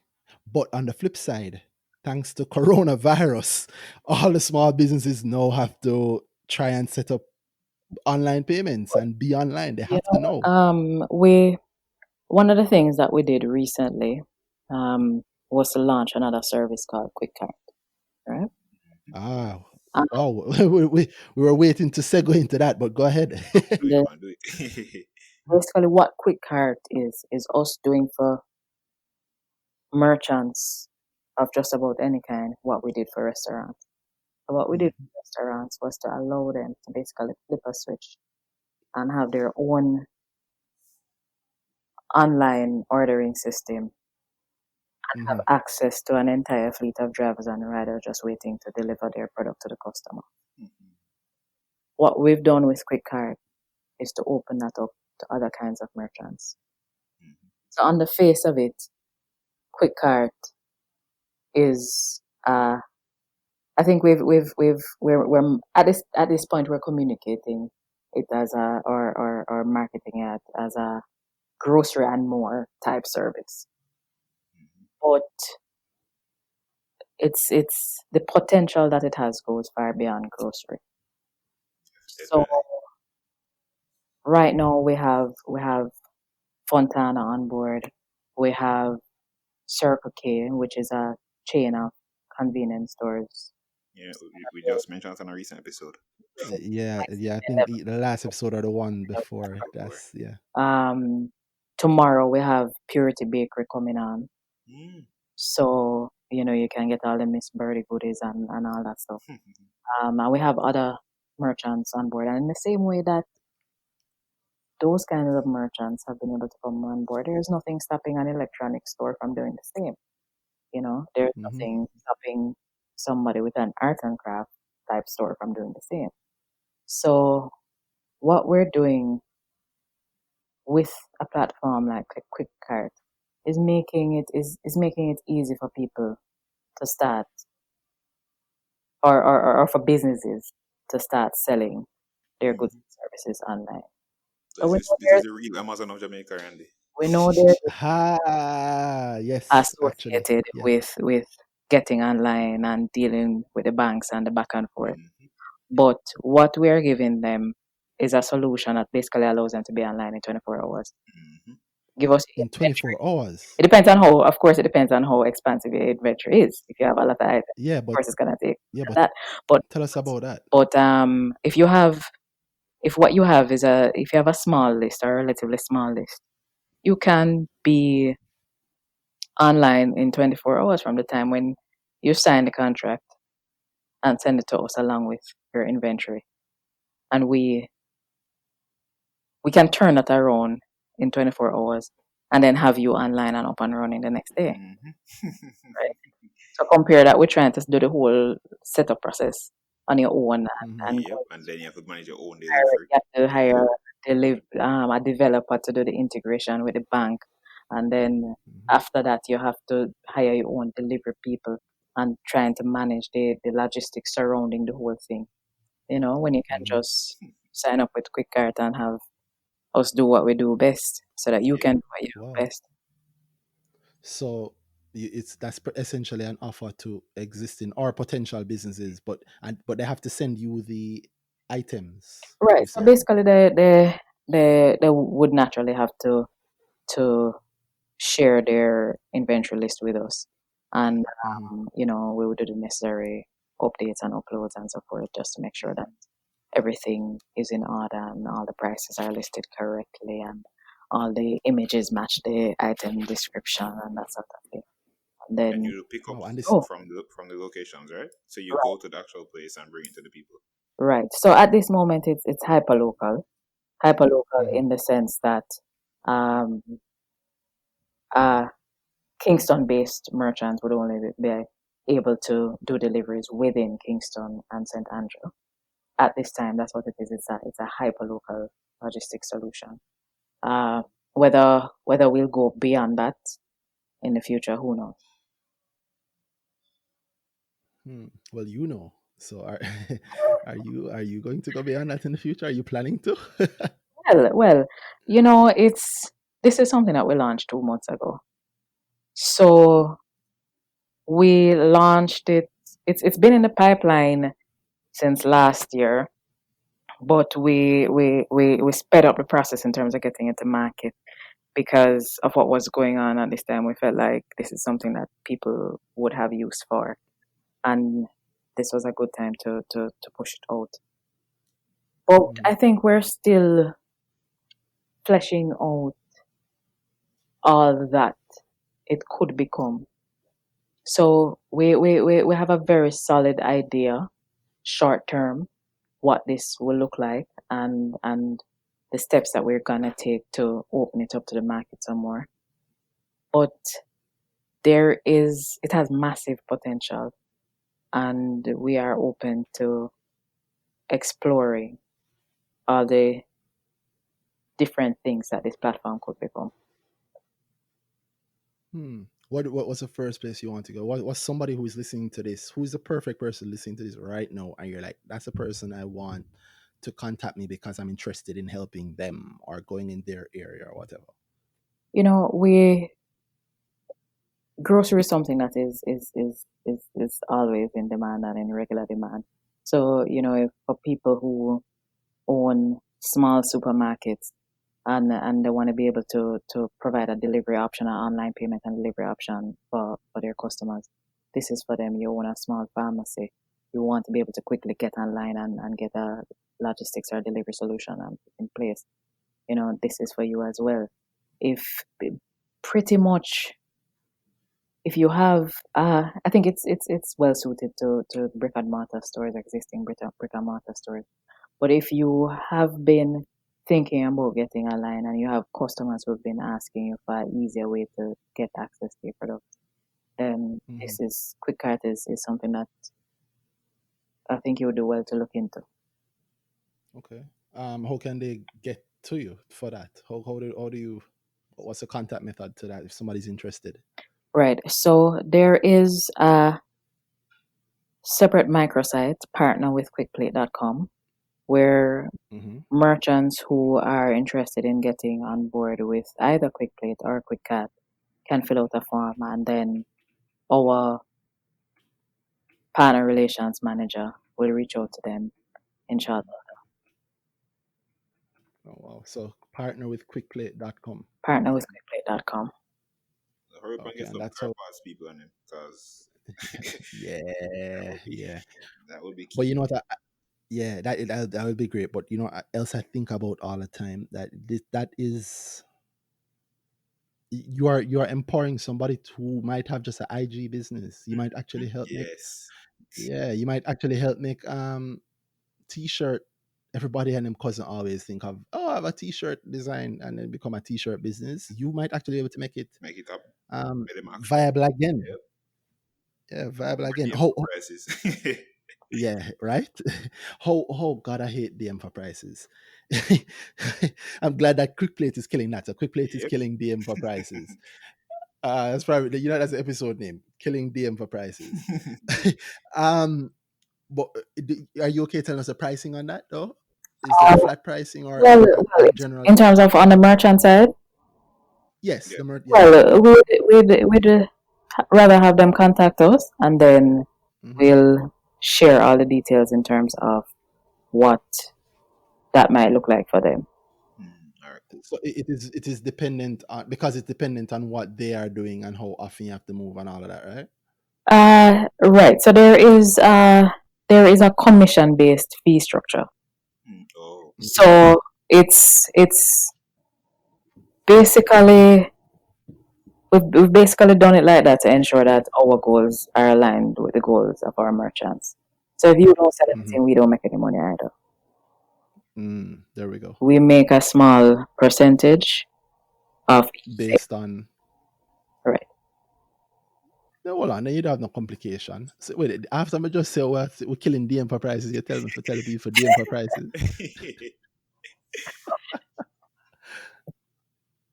Right. Um, It's a pretty simple pricing structure. So once I go to partner with quickplate.com and they fill out that very short form, somebody from our end will reach out to them, and then we can have the full discussion around what your needs are and subsequently what it would cost you to get on the platform. oh wow. But you don't want to tell anybody what it is. I look at me thinking about it as an option. I forgot I'm gonna fill it up myself. So it's partner with quickplate.com. People, Okay. when you go there, it is very simple. Name, email, phone, and message. In the message, say that you heard it on earnings season, please. Just tell us if you can know where you heard it from. But I'm happy that I'm really happy that you're doing this. And of course, that I was saying that with quick cart in mind, but this is also the site if you go to Right, if you are in one of those areas that you want QuickPlate to partner with you also. If you have a food business. right, right. So whether it is QuickPlate, the original that you want to get on board with, or you want to get on board with the new kid on the block with cart, then you Hmm. fill out. You go to partnerwithquickplay.com. Fill out, like you said, it's very short form just to get some contact details so that we can reach out to you, and then we'll take it from Hmm. there. Excellent. And anybody extra lazy, the link is also in the Show notes. show notes. Yeah. So partner with quickplate.com. So you've done, although at this point I'm wondering what the heck you might have skipped. You never like win a prime minister award or something in the last 4 years. No. Not yet. Not So, not yet. But you've grown your business to the point now where you're partnering. I mean, people like Visa, international company like Visa, is looking to partner with you, and they're actually partnering with you. And coronavirus has you are part of the silver lining. I'm really happy to hear you benefiting from it and showing a lot of companies the way that you can go online. So every time you see you doing the thing where you step up, but you're also helping other people to come up with you. I really like that. I'm really proud of that. I don't know why I feel so proud, but I'm really happy, Monique, to hear that you're doing this. And I was going to ask what's next, but you've told us what's next. Mm-hmm. It's And it sounds and, strong. It's like it sounds like what everybody else fantasizes about that they're doing, and you're actually doing it yes, the right way. So yes. congratulations on that. Thank Yeah, I really congratulate you on that, and the fact that you're speaking about the numbers, and I know that you're, so I know that you're working with First Angels, and you have a board. You never told us who was on your board, or you don't want to tell that either. Oh well, I mean, I don't mind sharing. We have Mm-hmm. Reese Campbell as the chairman. We have Mm-hmm. Aditi Man. We have Arvel Grant, and we have Karen Vaz. So like I said, all very experienced people in their respective fields. Mm-hmm. Nice, nice. I like that. And as you mentioned before, that you can look to them for guidance, and not just in the business sense, but even when you're just looking for mentorship to run an idea by it, to see how something might sound or look or whatever. I'm really, really happy to hear that. And you're blowing up. I don't know how much more we can say, though, Monique, other than obviously the inevitable question. Because these days everybody want to know, So when do we get to put some money in? When is the IPO? Well, I mean, it is something that could very well happen at some point in the future. It is we don't have immediate plans for an IPO, but as we grow and as we expand, I am more and more inclined to think that it is a likelihood. It is something that is likely to happen at some point in the future. But as I Wow. said, no immediate plan. Wow. So Danai at the start gave us the Justin Trudeau pregnant pause. And you at the end gave us the Justin Trudeau politician's answer, which is just something that we're considering in the near term. I mean, I am good at analyzing companies, obviously. I analyze yours. I think you know what? I think you're very maybe I'll give you my analysis of your company. A full analysis of your company off air, but I will say that I do like the company. I do think Mm-hmm. that there are great things in In store. yeah, great things in store for it, and great things already happening for it. And with you looking at the market as an option, that's all I need to hear. And I know that if you're looking at it in time, that's all I needed to hear. Strike while the iron's hot. That's what I tell you here. Much like I said to Laren in his episode, I am more than willing and ready to invest some money in your company, because I think I see the value in it. So whenever you're ready, I'm sure I'm not the only person who is more than willing to do it. And especially a CEO that doesn't sound scattered. So you're very zen. You are very zen. You could have coached Michael Jordan. You're so zen. I don't know. I don't know if this is a common thing, or maybe you know what? Maybe they're right. We do need more women in leadership positions in companies, because if you can bring this to any other company, boy, yeah. When everything around is going to chaos, you uh, just deliver the sushi to the apartment. Randy's hungry. Yeah, because Oh wow. his bougie cuisine. Right here, money. Well, we've spoken about the difficulties in the job and the start for the job. But tell me what are some of the fun parts? Some of the fun parts of your job. What do you still enjoy doing? I think my favorite parts of the business surround technology and marketing. Both Mm, of them are, you could basically say both of them are my first loves. More so technology.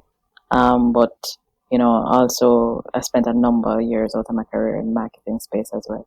So it actually excites me when we have an idea or something that can be built out on the back end that can automate a process that we were previously doing manually, or mm, something that can significantly increase our efficiency in a particular area.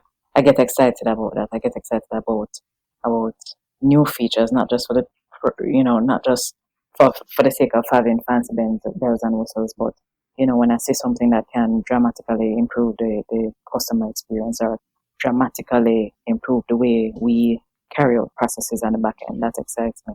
Um, the creative part of my mind is also excited by the marketing part of it. When we put our campaigns or micro campaigns together, and we give us an opportunity to be creative in her messaging, in the designs that we use to convey, our brand in the way that we want people to see and receive the brand. I get excited about that side of things as well. How do they feel after every interaction with a delivery driver, every interaction with the customer service rep who picks up the phone, every interaction with somebody who responds to an email that you send in. How do you feel? And we want to make sure that we get closer and closer to having 100%. I mean, there'll always be things that go wrong occasionally, but we want to get as close to 100% as possible in terms of customer satisfaction, in terms of people feeling good about using us. And that is Mm-hmm. that is very important to me, and it's something that I try to have built into the culture of the business, that customer focused behavior. Mm-hmm. And you then then know, I'm just wondering definitely how are you so zen? Because my I know that that's the hardest part of the company, dealing with customers, because you have to make sure every single person feels like they're number one, because in that moment they are number one. The second I spend my money, you can't tell me say you had a rough time. You should have taken the money. And I would say I guess I'm back because I have used QuickPlate in the past, and it has always been great service. And even if something go wrong, there's something you see a very quick response from the company, or even from just the riders. There's there's obviously a mandate coming from the top, like you said, in terms of how customers should be treated.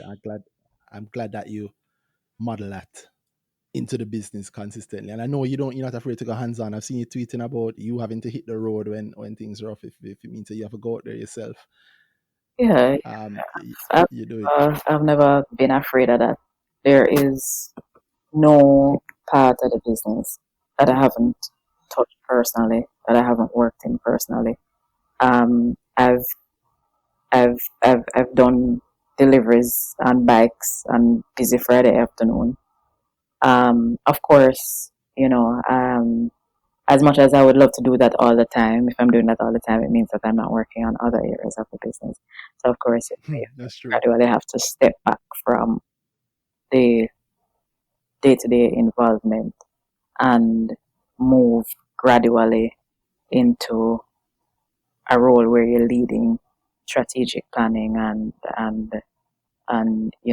the whatever tactics are needed to execute on whatever plans that we have and that sort of thing. But I've never Mhm. been afraid to work in just about any part of the business. Anything that is required to keep the business running smoothly, anything that is required to help a customer to have you know to have a good experience at the end of the purchase, at the end of them making that order. I'm willing to do it. She's right. And yeah, well, boy, Monique, I mean, I'm really happy that you've told us this. You actually surprised me so much at the start that you knock all of my, you knocked me off the path that I wanted to carry us down. But we got She all got the, well, didn't she? yeah, she recovered quite well. I should say I would have to recover because she has been quite on the ball from the start. Mhm. We'll ask you, however, the question that we ask all our guests, especially CEOs. So I ask you to run the earnings season gauntlet. Um, and the earnings season gauntlet is, I've done it in so long that is it one or two companies? It's usually two. Two? Yeah. All right, two companies that you believe will have an increase in share price over the next year. I give you a whole a year. And of course, the important thing is the why, not necessarily just the companies, but the why. And don't worry, it's okay if you don't get it wrong. Nobody not going to come and lock you up for getting it wrong. And we know you're not a financial advisor. Neither am I, neither is Danai. The show is not financial advice. But it's just an idea of seeing how different people see the market and new people, regular people see the market. So fret not. So which two companies you have in mind and why? Well, without calling the name of a company that has more or less now become almost a direct competitor, I would say that I think any that is in the business of selling convenience and coupling that with access to e-commerce facilities Mm-hmm. stands a chance of doing much better now than they were doing previously. And that includes logistics companies that allow for on-demand delivery of, of whether it be food or Anything. grocery or anything of that kind. I think businesses like that are Mm-hmm. well positioned to to do very well in the coming months and the coming year if they organize themselves well and play the cards right. Outside Mm. of my immediate space, I would,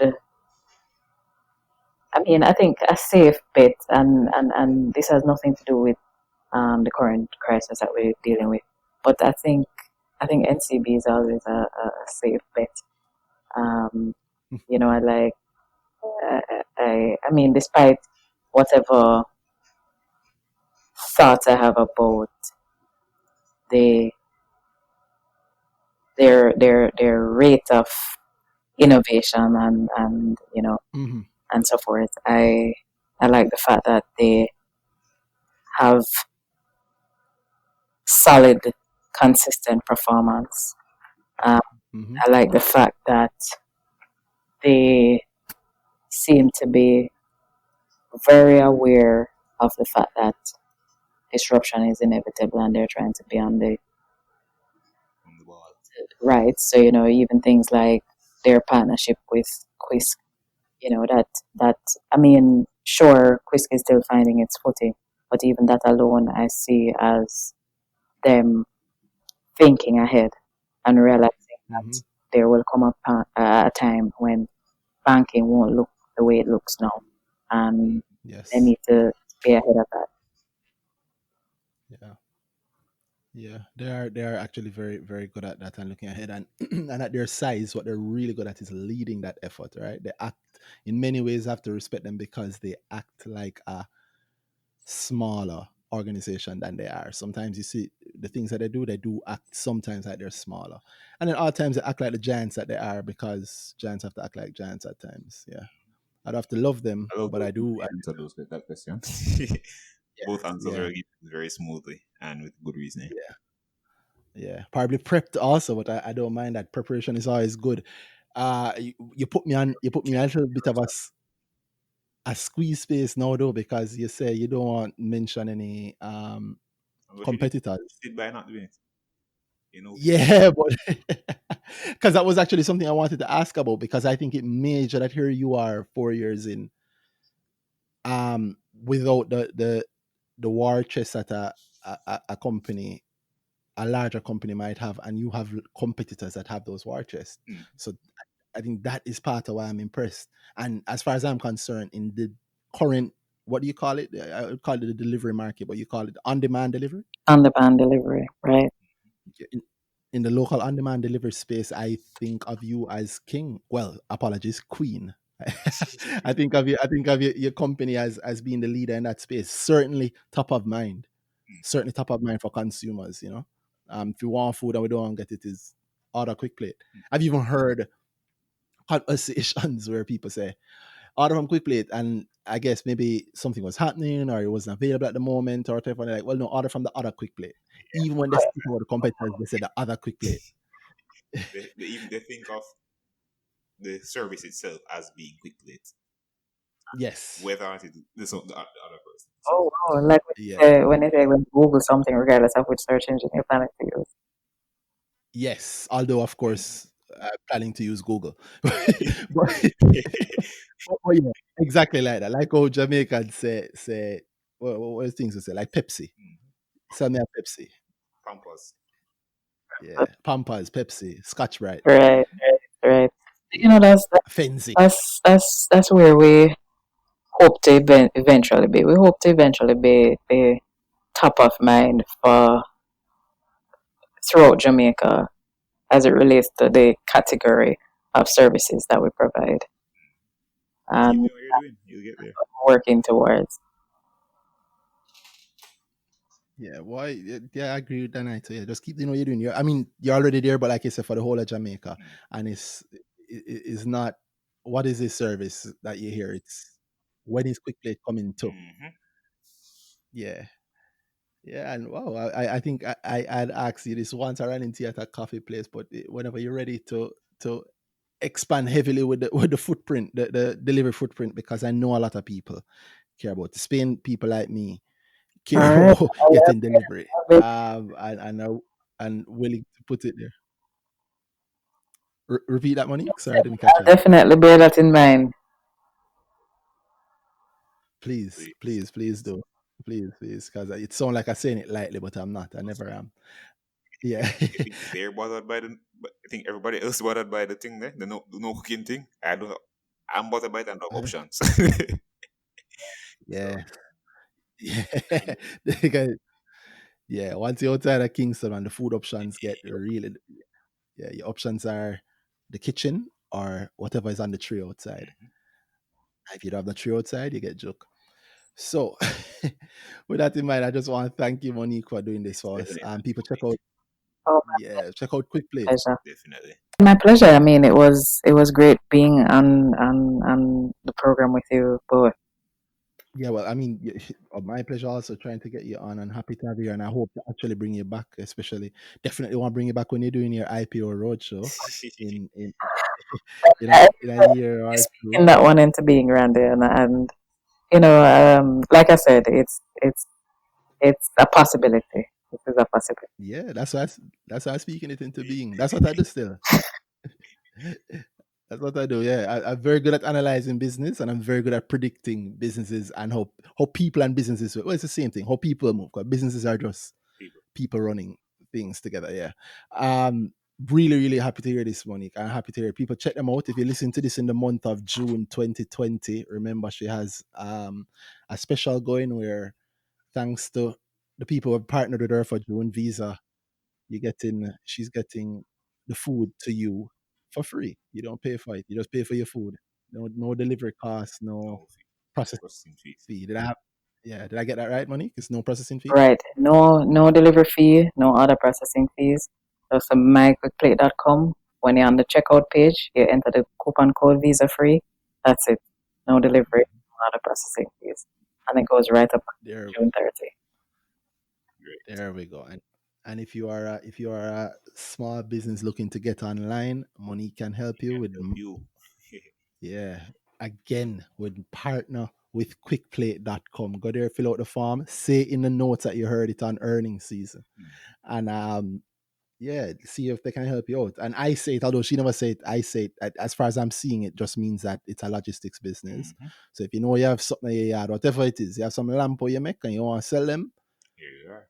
partner with quickplate.com, see if they'll take you on, see what the rates are, and yeah, you can actually have your internet business Yep. run out of your And make it house. how we Yeah, see. yeah, there we go. That's not a light thing. Thank you very much again, Monique, and I will wrap it here. I'll say I am Randy at RTU on Twitter. And then I had to eat then on Twitter. No pause this time. Right? And this has been this week's earnings season. Thank you very much, All guys. right, guys. Big